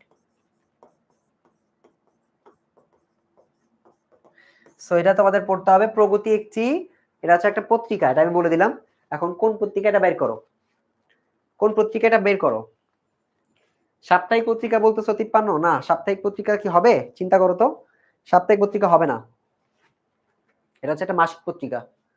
মাসিক পত্রিকা, এটা আসছে ঢাকা বোর্ড 16 আর সকল বোর্ড 2012-তে। আচ্ছা, রবীন্দ্রনাথ ঠাকুরের কাব্যরীতির বাইরে পৃথক কাব্যধারার প্রতিষ্ঠাতাদের মধ্যে অন্যতম কবির নাম হচ্ছে এই ভদ্রলোক বুদ্ধদেব বসু। তিনি রবীন্দ্রনাথ ঠাকুরের কাব্যরীতির বাইরে গিয়ে আসলে অনেক ধরনের নতুন নতুন ভাবে জিনিস লেখার চেষ্টা করেছে। ঠিক আছে, তো এটা হচ্ছে বুদ্ধদেব বসু। কবিতা পত্রিকাটির, কবিতা, এই যে আরেকটা কঠিন প্রশ্ন, কবিতা পত্রিকাটির সম্পাদক কে ছিলেন? কবিতা পত্রিকাটির সম্পাদক কে ছিলেন? কবিতা যে পত্রিকা, এই পত্রিকার সম্পাদক কে ছিলেন?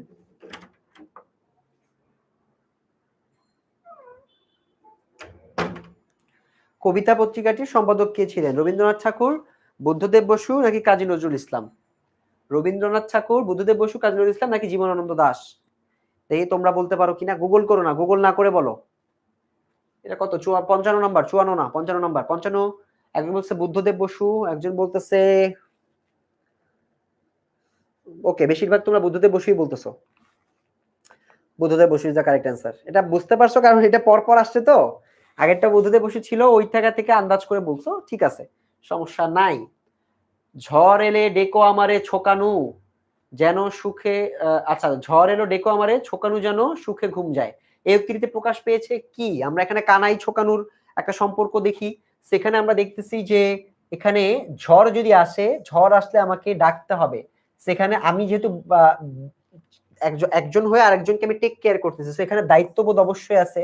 যেহেতু তারা ভাই বোন, সো তাদের মমত্ববোধ আছে। কল্পনা প্রবণতা হবে না। কল্পনা প্রবণতা কেন হবে? এটা তো বাস্তবের কথাই বলতেছে। যদি ঝড় আসে আমাকে তুমি ডেকে দিও, কিন্তু আমার ছোকানুকে তুমি হচ্ছে ঘুমাতে দিও। এখানে যে দায়বদ্ধতা, দায়িত্ব, এটা মূলত 1 ও 2 আমরা দেখেছি, কল্পনা প্রবণতা এখানে নাই। কারেক্ট অ্যান্সার হচ্ছে 1 ও 2। এটা কোন বোর্ডের? বরিশাল বোর্ডের। আমি যখন ক্লাস 9-এ তখন এই প্রশ্ন আসছে।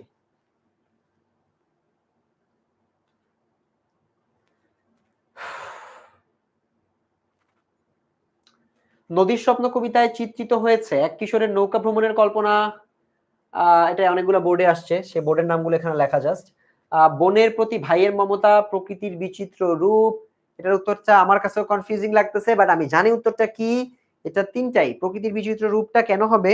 কারণ হচ্ছে ওইটা তোমার মূলত বিভিন্ন প্রকৃতির প্রাকৃতিক ঝড়, তারপর নদীতে গেলে বিভিন্ন ধরনের জিনিসপত্র নিয়ে ওরা আলোচনা করেছে, আমরা পড়েছি কবিতাটাতে। সেটা হচ্ছে মূলত তিনটাই হবে। ঠিক আছে, আচ্ছা। সুফিয়া কামালের পৈতৃক নিবাস ছিল কোন জেলায়? এটা অনেক ইম্পর্টেন্ট। হ্যাঁ, এটা ভেরি ইম্পর্টেন্ট। সুফিয়া কামালের এই তথ্যটা আমি অনেক জায়গায় আসতে দেখছি, অনেক জায়গায়। সুফিয়া কামালকে নিয়ে তার পৈতৃক নিবাস জানতে চায়, কারণ তার নিবাস আর পৈতৃক নিবাস আলাদা ছিল, পিতার বাড়ি আলাদা ছিল। সে পৈতৃক নিবাসটা থেকে প্রশ্ন আসে। তোমার নাম কি ভাইয়া? সবাই বলো তো আমার নাম কি? আমার পেইড ব্যাচ এবং আমার ফ্রি স্টুডেন্ট যারা যারা আছো, তারা আমার নাম দেখি বলতে পারো কিনা? তোমাদের সবার নাম তুমি নেই, আমার নামটা কি? আমার একজন স্টুডেন্ট জিজ্ঞেস করেছে। ইয়েস, ইউটিউবের বাচ্চারা ওরা বলে দিচ্ছে, বিকজ দে নো যে স্যারের নাম কি। লিমন ভাইয়া ইজ হিয়ার। বাংলা হবে কি? লিমন ভাইয়া ইজ হিয়ার। আমরা ইনশাআল্লাহ আমাদের কৃতি শিক্ষার্থীতে এটা রিক্রিয়েট করব। লিমন ভাইয়া ইজ হিয়ার, বাংলা হবে ক্লিয়ার। ঠিক আছে, ওকে। এটা হচ্ছে তার পৈতৃক নিবাস ছিল হচ্ছে কুমিল্লাতে। কুমিল্লাতে তার পৈতৃক নিবাস, এটা সুন্দর করে মনে রাখতে হবে। আচ্ছা, সুফিয়া কামাল কোন জেলায় জন্মগ্রহণ করেন? তিনি বরিশালে জন্মগ্রহণ করেন। এই দেখো, বরিশাল আর কুমিল্লায় দুইটা ডেট সুফিয়া কামালের সাথে গুলায় ফেলবা না। আমি অনেক সময় আমি নিজে গুলায় ফেলি যে পিতৃনিবাস ছিল বরিশালে আর জন্মগ্রহণ করছে কুমিল্লায়, বাট এটা কিন্তু উল্টা। জন্মগ্রহণ করছে হচ্ছে তোমার বরিশালে আর পিতৃনিবাস হচ্ছে কুমিল্লাতে। এটা তোমাদের একটু মনে রাখতে হবে। ঠিক আছে, এটা তোমাদের মনে রাখতে হবে। ওকে, পরের প্রশ্ন। জাগো তবে অরণ্য কন্যারা, এই যে আরেকটা ইম্পর্টেন্ট প্রশ্ন, জাগো তবে অরণ্য কন্যারা কবিতার লেখকের কোন গ্রন্থ, কোন কবিতা কোন গ্রন্থ থেকে নেওয়া হয়েছে, এগুলা আসবে। ঠিক আছে, এগুলা আসবে 100%। সো মানে আসার সম্ভাবনা শতভাগ, কারণ এই প্রশ্নগুলো বাদ দেওয়া যায় না। কোন লেখাটা কোন কাব্যগ্রন্থ থেকে, কোন গ্রন্থ থেকে সংকলিত, এগুলা মনে রাখতে হবে। এটার উত্তর হচ্ছে জাগো তবে অরণ্য কন্যারা, এটা হচ্ছে কি ইতল বিতল না, আমি কি ভুল বলতেছি? ইতল বিতল নাকি উদাত্ত পৃথিবী বলো তো, নাকি উদাত্ত পৃথিবী বলো দেখি। উদাত্ত পৃথিবী, ইয়েস। ইতল বিতল না, ইতল বিতল হবে না, এটা হচ্ছে উদাত্ত পৃথিবী।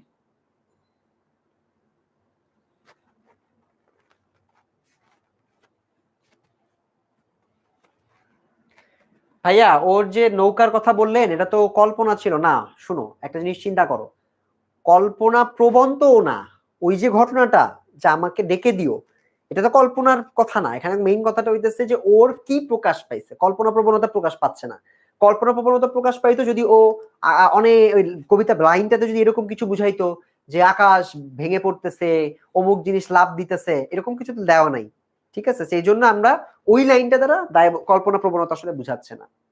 হতে পারে ও কল্পনা করতেছে, বাট ওই লাইনটা দ্বারা কল্পনা প্রবণতাকে বুঝায় নাই। আচ্ছা, শিশুদের জন্য সুফিয়া কামাল লেখেন ইতল বিতল, এই যে এটা আমি এলোমেলো করে ফেলছি। উদাত্ত পৃথিবী হচ্ছে আগেরটার উত্তর। প্রিমা দাস, হ্যাঁ প্রিমা উত্তর হয়েছে।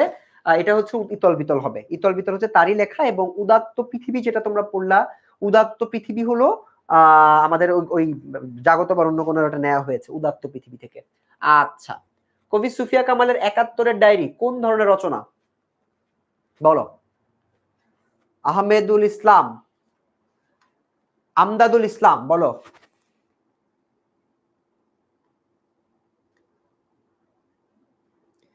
কি হবে উত্তর? আমদাদুল ইসলাম।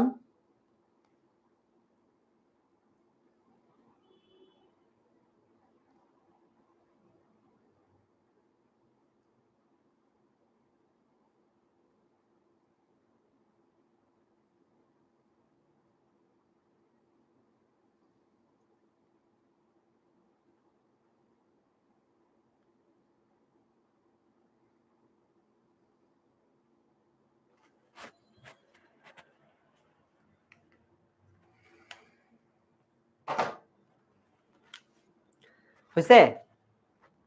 সো কবি সুফিয়া কামালের ৭১-এর ডায়েরি, এটা একটা মূলত স্মৃতিকথামূলক রচনা। হ্যাঁ, তোমরা যারা সি বলছো তারা সঠিক উত্তর দিয়েছো। এটা হচ্ছে স্মৃতিকথামূলক রচনা হবে। কবি সুফিয়া কামাল রচিত স্মৃতিকথামূলক গ্রন্থটির নাম কি? এটা ফ্লিপ করেও কোশ্চেনটা আসতে পারে। এটা হচ্ছে ৭১-এর ডায়েরি। ৭১-এর ডায়েরি এগুলো হচ্ছে স্মৃতিকথামূলক, মানে উনি একটার পর একটা ডেট ধরছে, ডেট ধরে তোমার এখানে এই জিনিসটা ব্যাখ্যা করার চেষ্টা করছে তার স্মৃতিগুলোতে, যেগুলো খুব স্পষ্টভাবে আছে। ঠিক আছে। প্রার্থী কবিতায় কবি কৃষকের চঞ্চল চোখ বলতে কি বুঝিয়েছেন বলো? প্রার্থী কবিতা আমরা পড়ছি।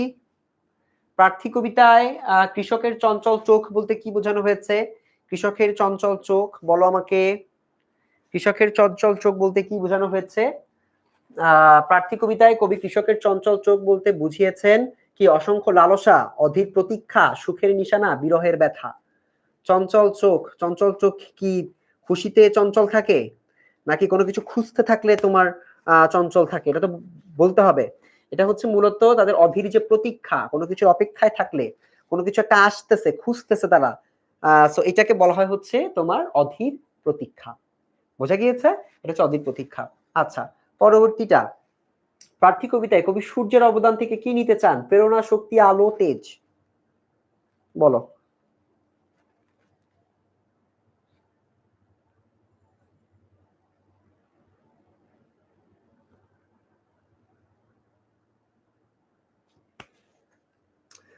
কি হবে উত্তর বলো?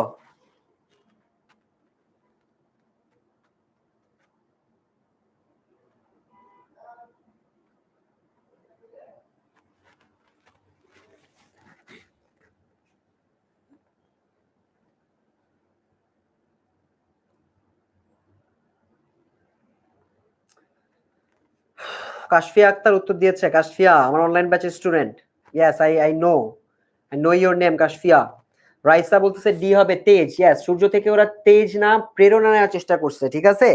সো যারা তোমরা এ বলছো, তারা সঠিক উত্তর বলছে, আমি নিজেও তোমাদের সাথে এ দাগাবো। উত্তর হবে হচ্ছে এটা মূলত সূর্যের অবদান থেকে প্রেরণা নিতে চান, প্রেরণা নিয়ে মানুষের জীবনকে এভাবে আলোকিত করতে চান। ঠিক আছে, আচ্ছা, প্রার্থী কবিতাটি কে লিখেছেন? এগুলো খুবই সহজ, সুকান্ত ভট্টাচার্য। চকর চায় চন্দ্রমায় চরণে চন্দ্রমা প্রার্থী কবিতায় কোনটির সাথে তুলনীয়? সকলের সকালের চকর চায় চন্দ্রমায়, চকর চায় চন্দ্রমায়, তাহলে প্রার্থী কবিতা এটা হচ্ছে তোমার কোনটির সাথে তুলনীয়? প্রার্থী কবিতায় চন্দ্রমাকে, মানে যেটাকে চাওয়া হয় সেটা কি? সকালের রোদ, পথশিশু, শীতের রাত, নাকি স্যাঁতস্যাঁতে ঘর? কোনটাকে বেশি চাওয়া হয় বলো তো? এর উত্তর বলো, ৬৭ নম্বরের উত্তর বলে ফেলো, ৬৭ নম্বরের উত্তর বলে ফেলো।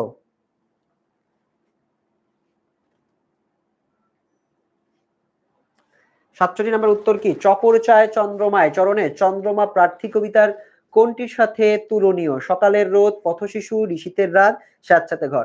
এটা আমরা জানি যে যেটিকে চা হয়েছে সেটি হচ্ছে সকালের রোদ। সকালের রোদের প্রতীক্ষায় তারা থাকে, সো এখানে হবে সকালের রোদ।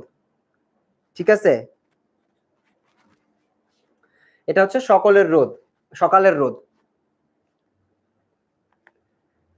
ওকে, পরেরটায় যাও। কবি সূর্যের কাছে উত্তাপ প্রার্থনা করেছেন কেন? কবি সূর্যের কাছে উত্তাপ প্রার্থনা করেছেন কেন?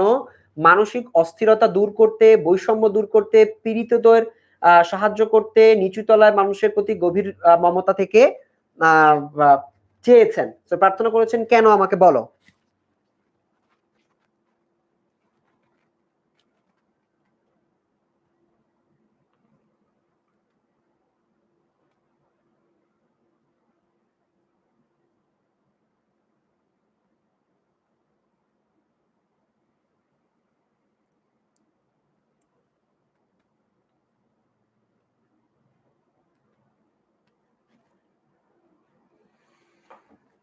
কি হবে উত্তর? কবি সূর্যের কাছে উত্তাপ প্রার্থনা করেছেন কেন?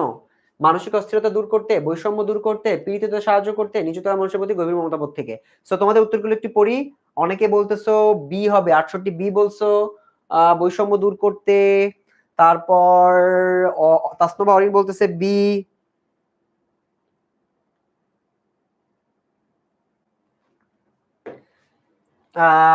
আর কি বলতেছো কি দেখি? আখতারুজ্জামান খান, ওকে। তারপর ডি বলতেছে, ম্যাক্সিমাম বলতেছে নিচুতলা মানুষের প্রতি গভীর মমতা থেকে। উত্তর হচ্ছে নিচুতলা মানুষের প্রতি গভীর মমতা থেকে, এটা হচ্ছে কারেক্ট অ্যান্সার। শিশু হত্যার বিক্ষোভে আজ কাপুক বসুন্ধরা, আমরা গানটা শুনেছিলাম না, আমার ভাইয়ের রক্তের আঙন ২১শে ফেব্রুয়ারি, ওইটার লাইন আছে একটা, সেটা হচ্ছে শিশু হত্যার বিক্ষোভে আজ কাপুক বসুন্ধরা। ঠিক আছে, সো এগুলা এটা আমাদের ওইটা থেকে লাইন। সেখানে শিশু কারা? ভাষা শহীদরা, মুক্তিযোদ্ধারা, পাকিস্তানিরা, নাগিনীরা। শিশু হত্যার বিক্ষোভে আজ কাপুক বসুন্ধরা, ভাষা শহীদরা, মুক্তিযোদ্ধারা, পাকিস্তানিরা, নাগিনীরা। সেখানে হচ্ছে ভাষা শহীদরা, শিশু বলছে, বাট এটা মুক্তিযুদ্ধ তো হবে না, কারণ মুক্তিযুদ্ধের সময়কালের ঘটনা না এটা। ঠিক আছে, ২১-এর গান কবিতায় কবি শিশু হত্যার বিক্ষোভে কেঁপে উঠতে কাকে আহ্বান জানিয়েছেন? খ্যাপা বুনোদের, দামাল ছেলেদের, কালবৈশাখীদের, বসুন্ধরাকে। বসুন্ধরাকে আমরা একটু আগে পরে আগের লাইনে পড়ে আসছি, সেটা হচ্ছে কাপুক বসুন্ধরা। এটার উত্তর হচ্ছে কাপুক বসুন্ধরা। এমন সময় ঝড় এলো, ঝড় এলো খ্যাপা বুনো। তোমরা গানটা শুনছো? এই গানটা চমৎকার, কিন্তু গানটাও তোমরা শুনতে পারো। এমন সময় ঝড় এলো, এক, ঝড় এলো খ্যাপা বুনো। কবি এখানে ঝড় বলতে কি বুঝিয়েছেন? পালা বদলের অভ্যাস, জালিমের অত্যাচার, শোষকদের আক্রমণ, আসন্ন বিপদ। এটা হচ্ছে শোষকদের আক্রমণ তৎকালীন সময় আমাদের উপর আসছিল এবং সেটাকে আমরা প্রতিহত করার চেষ্টা করেছিলাম। সো হঠাৎ করে ঝড় এলো খ্যাপা বুনো, এখানে এটা একটা শোষকদের আক্রমণের কথা বলছে। ২১-এর গান কবিতায় কবি বাংলার হাটে মাঠে ঘাটে বাঁকে কোন শক্তির জাগরণ কামনা করেছেন? ২১-এর গান কবিতায় কবি বাংলার হাটে মাঠে ঘাটে বাঁকে কোন শক্তির জাগরণ কামনা করেছেন? খাত্র শক্তি, বাহ্যিক শক্তি, সুপ্ত শক্তি, বিদ্রোহী শক্তি। ৭২ বলো, ৭২ উত্তরে তোমরা বলো কি হবে?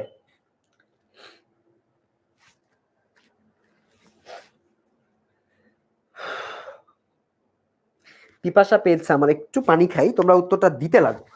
হ্যাঁ, এটার উত্তরটা দাও, বাট জাস্ট ঠান্ডা পড়েছে তো ঠোঁট শুকিয়ে যাচ্ছে। সো তোমরা এটার উত্তরটা দাও যে ২১-এর গান কবিতায় কোন জাগরণে কামনা করেছেন?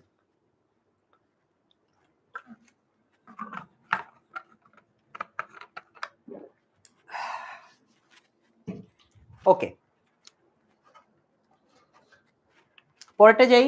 এটার উত্তরটা দিয়ে, এটার উত্তর হচ্ছে সুপ্ত শক্তি। সুপ্ত শক্তি মানে লুকায়িত শক্তি। যারা গ বলছো, সি বলছো, যারা তাদেরটা হইছে, বাট এটার ম্যাক্সিমাম উত্তর বিদ্রোহী শক্তি দিচ্ছ। বিদ্রোহী শক্তি হবে না, বিদ্রোহী শক্তি হবে না, এটা হচ্ছে সুপ্ত শক্তি। ঠিক আছে, এটা সুপ্ত শক্তি হবে। পরেরটা 21-এর গান কবিতায় কাল বসে ক্ষীরা হচ্ছে, কাল বসে ক্ষীরা হচ্ছে, জাগো কাল বসে ক্ষীরা, পড়ছি না?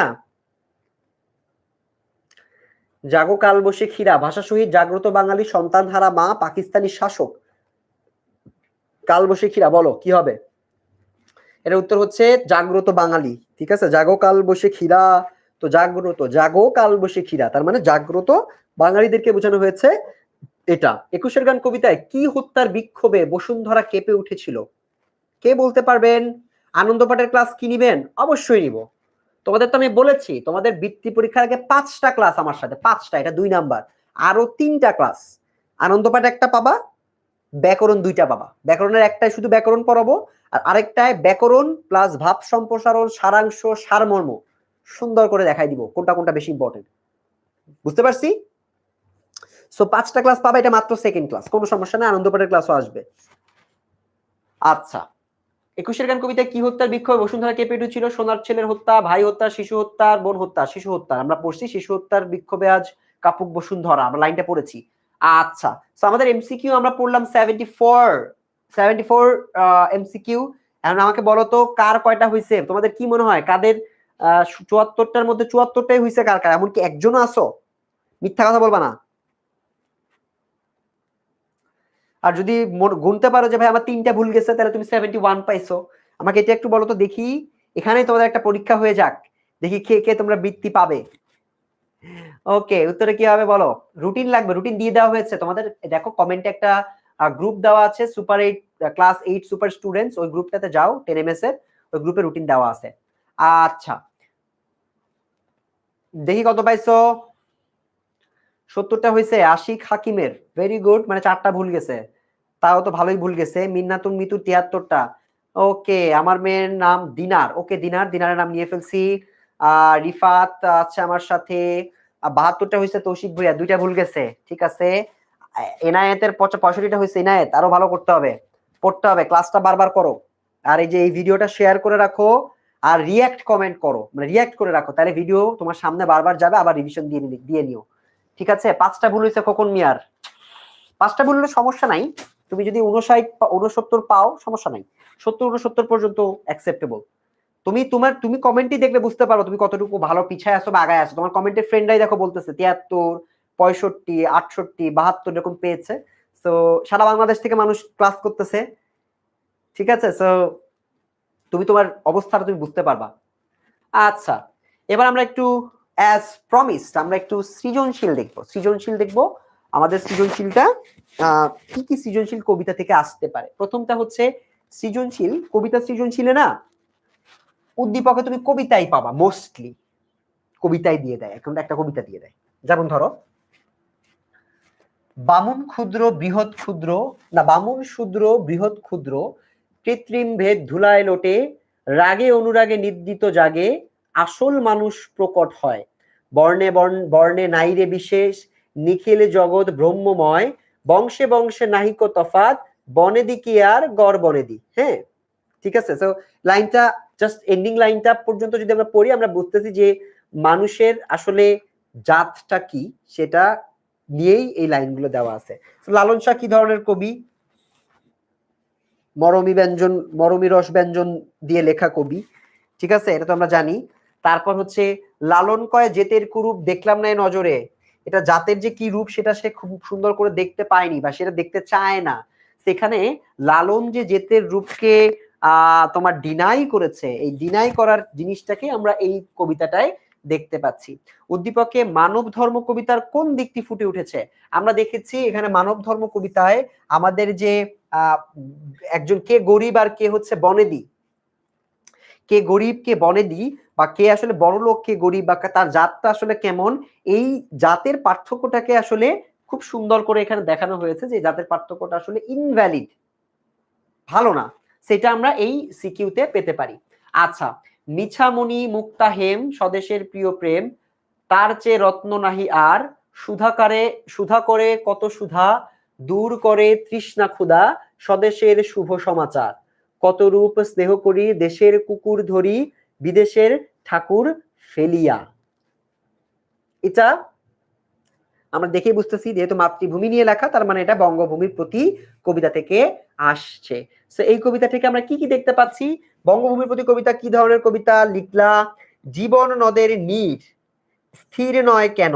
জীবন নদের নীর স্থির নয় কেন? কারণ জীবন নদে আমাদের জীবনটা গতিময় এবং এটা চলতে থাকে। আমাদের বিভিন্ন কারণে বিভিন্ন কাজ করতে হয়, বিভিন্ন জায়গায় যেতে হয়। তো এই যে আমাদের জীবনের নদীটা বহমান, এই বহমান কারণ আমাদের জীবনকে আমরা যখন স্থির রাখবো তখন আর জীবন থাকবে না। সেই জন্য আমাদের জীবন নদটা স্থির না। উদ্দীপকে বঙ্গভূমির প্রতি কবিতার যে দিকটি ফুটে উঠেছে, আমরা বলবো দেশের প্রতি ভালোবাসা। সুন্দর করে বঙ্গভূমির কথা বলবা।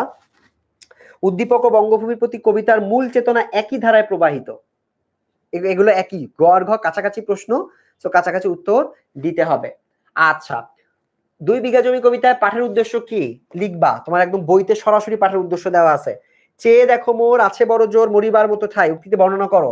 তার মানে তার শেষ আশ্রয়স্থল আছে, শেষ আশ্রয়স্থল, এটা নিয়ে লিখবা যে তার শেষ আশ্রয়স্থল আছে এবং এই আশ্রয়স্থলটাকে আমাদের বের করে ফেলতে হবে। এই আশ্রয়স্থলটাকে তার কাছ থেকে কেড়ে নেওয়া হচ্ছে। এই কেড়ে নেওয়ার সময় সে আসলে খুব ভালো করে খুব রিকোয়েস্ট করে বলতেছে, চেয়ে দেখো মোর আছে বড় জোর, মরিবার মতো ঠাই। ঠিক আছে, এই জিনিসগুলা তোমাদের সুন্দর করে লিখতে হবে। উদ্দীপকের ওয়াজেদ চৌধুরীর ফসলের 2 ভাগ দাবি 2 বিঘা জমি কবিতার কোন বিষয়ের সাথে সম্পৃক্ত? সো চৌধুরী ওসমান ওয়াজেদ চৌধুরীর বর্গচাষী, সে জমির ফসলের 3 ভাগের 2 ভাগ পায়। 1 ভাগ জমির বন্দোবস্তের কথা বলে জমির মালিক ওয়াজেদ চৌধুরী ওসমানের টিপসহি নিয়ে রাখে। ফসল তোলার সময় ওয়াজেদ চৌধুরীর লোক 2 ভাগ দাবি করলে ওসমান এর কারণে জানতে চায়। মালিক পক্ষ মিথ্যা ঋণের প্রসঙ্গ এনে ওসমান, আচ্ছা এখানে তার মানে আমরা বুঝতেছি যে এই যে চাওয়ার ব্যাপারটা এটা হচ্ছে জমিদারের সাথে কানেক্টেড। জমিদার আর ওপেনের যেরকম একটা ঝামেলা ছিল ওইটার সাথে কানেক্টেড। সো তোমরা এখানে সুন্দর করে লিখতে পারবা। উদ্দীপকের ওসমানের চারিত্রিক বৈশিষ্ট্যকে ধারণ করলে উপেনকে ভিটে ছাড়া হতো না। চারিত্রিক বৈশিষ্ট্যকে ধারণ করলে উপেনকে ভিটে ছাড়া হতো না। উত্তরের সাপেক্ষে যুক্তি দাও। মানে খারাপের দেশে যদি তুমি খারাপ হও তাহলে তোমাকে মানুষজন, ওই খারাপ মানুষজন তোমাকে ভালো রাখবে। হ্যাঁ, মানে তুমি যদি কারোর সাথে গলা মিলিয়ে কথা বলো দেখবা ও তোমাকে ভালো রাখবে। সো উপেনও কিন্তু এরকম ভাবে চাইলে তার চারিত্রিক বৈশিষ্ট্যকে ধারণ করলে উপেনকে ভিটে ছাড়া হইতো না। ঠিক আছে, বাট এখানে আরেকটা জিনিস আছে। উদ্দীপকের উসমানের চারিত্রিক বৈশিষ্ট্য বলছে। উসমানের চারিত্রিক বৈশিষ্ট্য হচ্ছে রক্ত চুইসা খাইছে, হজম করতে দিব না, যা থাকে কপালে। এটা একটা চারিত্রিক বৈশিষ্ট্য, প্রতিবাদী চারিত্রিক বৈশিষ্ট্য।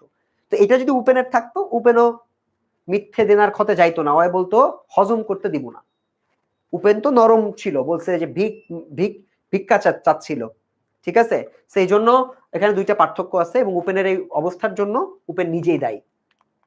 আচ্ছা, আমাদের অনেকগুলো সিকিউ আছে, আমরা আর কয়েকটা জাস্ট দেখে যাই। ম্রিয়মান শব্দের অর্থ কি? ফ্যাকাশে হয়ে যাওয়া বা জীবনহীন, প্রাণহীন। শক্তি মরে ভীতির কবলে, পাঁচলোকে কিছু বলে, এটা বলবা যে একজন মানুষের কোন কোন কারণে দ্বিধাগ্রস্ত হতে পারে এবং কোন কোন জিনিসগুলোকে সে ওভাবে চিন্তা করে।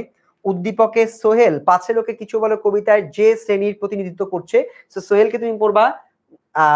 এবং সোহেলকে আমরা একটু পড়ি। রুবেল ও সোহেল 2 বন্ধু। রুবেল সোহেলের সব গুণের ভক্ত, কিন্তু সোহেল মাঝে মাঝে রুবেলের সমালোচনা করে। রুবেল সোহেলের এই বৈশিষ্ট্য মোটেও পছন্দ করে না, সে সোহেলের উপর বিরক্ত হয়। কিন্তু রুবেল যদি কখনো সোহেলের সমালোচনা করে তবে সোহেল বিরক্ত হয় না। সোহেল মনে করে রুবেলের সমালোচনার মাধ্যমে তার উপকার করেন। তো এখানে আমরা দেখতেছি যে সোহেল যে শ্রেণীর প্রতিনিধিত্ব করে তারা হচ্ছে ওই মানুষগুলো যারা সমালোচনাকে চায় এবং তারা যারা মনে করে সমালোচনা দিলে তাদের আরো ভালো এবং তারা তাদের চিন্তাগুলোকে আরো সুন্দর করে গুছিয়ে আনতে পারবে। ঠিক আছে, আচ্ছা, তো আমার মনে হয় এই সৃজনশীল গুলো তোমরা তোমার মতো করে লিখতে পারবা। আমি বরঞ্চ বলি কিভাবে সৃজনশীল লিখলে তোমাদের জন্য ভালো। একটা সৃজনশীলের উত্তর একটু লেখা দেখাই দিই। এইটাই। সো আমরা এতক্ষণ আমি সৃজনশীল তোমাদেরকে দেখালাম, সৃজনশীলের উত্তরটা আমি কিভাবে লিখবো। এখন এটা আপেক্ষিক, তোমাদের যার হাতের লেখা বড় তাকে বড় করে লিখতে হবে। আমার কথা আগে ডিসক্লেমারটা শুনো। বিশেষ দ্রষ্টব্য এক হচ্ছে, এটা আমি যেভাবে লিখতাম, আমার হাতের লেখা ছোট, আমি তার প্রেক্ষিতে বলতেছি। তোমার হাতের লেখা বড় হলে তুমি ওইভাবে শব্দ অনুযায়ী তুমি ওইভাবে বড় ছোট করে লিখবা। আর এই প্যারার উপরে কি মার্ক নির্ভর করে? উত্তর হচ্ছে শুধুমাত্র প্যারার উপরে নির্ভর করে না, কিন্তু প্যারাগ্রাফের মতো করে লিখলে মার্ক ভালো পাওয়া যায়, কারণ খাতাটা দেখতে সুন্দর লাগে, শিক্ষকের পড়তে সহজ লাগে, চোখে আরাম লাগে, শিক্ষক মার্ক একটু বাড়িয়ে দিতে চায়। খাতাটা গোছানো থাকতে হবে, আর মেইন কথা তোমার মূল লেখা থাকতে হবে, মেইন কথা উত্তরগুলোকে ভিতরে থাকতে হবে, উত্তর থাকলে তখন তুমি ডিজাইন করবা। আচ্ছা, এটা যদি একটা পৃষ্ঠা হয়, আমি এটা অনেকবার দেখিয়েছি, আমি আরেকবার দেখাচ্ছি।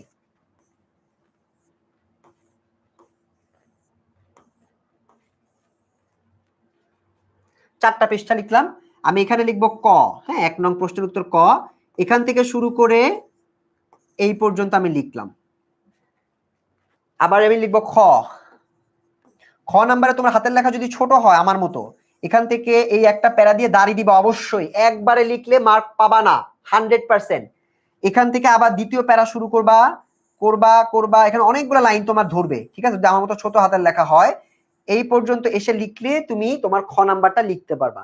আর যদি তোমার মনে হয় হাতের লেখাটা একটু বড় হয়েছে, তাহলে তুমি এখান থেকে এই পর্যন্ত এসে এই পৃষ্ঠার এই পর্যন্ত তুমি লিখতে পারো, কোনো সমস্যা নাই। এবার তুমি গ শুরু করো, গ আমি মূলত 1 থেকে 1.5 পৃষ্ঠা লিখতে বলি, সময় দিলে পাবা না তুমি।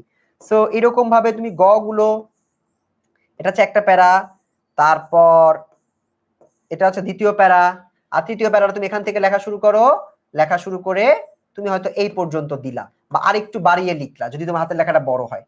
ঘ নাম্বারটা তুমি এখান থেকে শুরু করতে পারো, ওই পৃষ্ঠা শুরু করতে পারো, যেখান থেকে শুরু করো। ঘ নাম্বার তোমার এরকম প্যারা প্যারা করে, একটা প্যারা, দুইটা প্যারা, তিনটা প্যারা, আর 4 নাম্বার পৃষ্ঠায় গিয়ে তুমি আরেকটা প্যারা সুন্দর করে দিতে পারো। এখন ভাইয়া প্যারা লিখলে কি আমার ফুল মার্কস দিবে না? প্যারাটা করলে তোমার লেখাটা দেখতে গোছানো লাগবে, লেখার মধ্যে তোমার সৃজনশীল যে চর্চাটা, অনুধাবন, উচ্চতর দক্ষতা, এগুলো যত তুমি প্রকাশ করতে পারবা, তত তোমার মার্কসের পরিমাণ বাড়তে থাকবে। সো সৃজনশীল কিভাবে লিখবো? সৃজনশীল যদি তুমি এভাবে লিখো, আর কয়েকটা টিপস হচ্ছে, 1 হাতের লেখা সুন্দর অবশ্যই করতে হবে, 2 প্রথম লাইনেই মতামত দিয়ে দিতে হবে। প্রথম লাইনের মতামত দিয়ে দিতে হবে মানে কি? ধরো এই যে গ নাম্বারে বলতেছে উদ্দীপকটিতে 21-এর গান কবিতার সাদৃশ্যপূর্ণ দিকটি ব্যাখ্যা করো। তোমাকে প্রথম লাইনে বলতে হবে উদ্দীপকের সাথে 21-এ গান কবিতার এই দিকটি সাদৃশ্যপূর্ণ, একদম এক লাইনে। পরে তুমি সেকেন্ড প্যারায় গিয়ে ব্যাখ্যা টানো বা উদাহরণ দাও, তোমার উপরে, বাট একদম প্রথম লাইনে উত্তর না দিয়ে তুমি যদি ধানাই পানাই করো, তুমি যদি লিখো উদ্দীপকটিতে 21-এর গান কবিতার সাদৃশ্যপূর্ণ কিছু দিক রয়েছে, না হবে না। কিছু দিক রয়েছে, কি দিক রয়েছে? You have to mention it. বুঝতে পারছো? এই ভুলটা আমরা অনেকেই করি, আমরা ঘুরাই, আমি নিজেও ঘুরাইছি অনেক, কারণ আমি অনেকগুলো উত্তর পারতাম না যে আমার উক্তির সাথে কি তুমি একমত, আর আমি তো জানি না একমত নাকি একমত না। হ্যাঁ, আমি কি করতাম, আমি বলতাম উক্তির মতামতটি অনেক গুরুত্বপূর্ণ, লিখে সেকেন্ড প্যারায় একটা লিখতাম, থার্ড প্যারায় একটা লিখতাম, হুইচ ইজ ব্যাড। তোমার যেটা করতে হবে, প্রথমটাই বলে দিতে হবে যে উক্তিটার সাথে আমি একমত নাকি একমত না, ঠিক আছে? তাহলে তুমি মার্কস মোটামুটি ভালো পাবে। সো আমাদের আজকের ক্লাসটাতে আমি তোমাদের সৃজনশীল লেখা সম্পর্কে বললাম, অনেকগুলো এমসিকিউ পড়লাম, অনেকগুলো সিকিউ পড়লাম। তোমাদের পরবর্তী ক্লাসটা হবে আমার সাথে ইনশাআল্লাহ আনন্দ পাঠ নিয়ে, অথবা আমাদের হয়তো মনে করো বাংলা সেকেন্ড পেপারের ক্লাসও হতে পারে, রুটিনটা তোমরা দেখে নিবা। সো আমরা এই ক্লাসটা আজকে এই পর্যন্তই রাখবো, এবং এতক্ষণ পর্যন্ত যারা ছিল তাদের সবাইকে অনেক অনেক ধন্যবাদ আমাদের সাথে ক্লাসে থাকার জন্য। আমরা এখন আস্তে আস্তে চলে যাব তোমাদের লাস্ট কিছু কমেন্টে। তোমরা একটু বলো তোমাদের কি কোনো প্রশ্ন আছে? যদি প্রশ্ন থাকে আমাকে জানিয়ে দিও। পরবর্তী ক্লাসে দেখা হবে, সেই পর্যন্ত সবাই ভালো থেকো, আল্লাহ হাফেজ।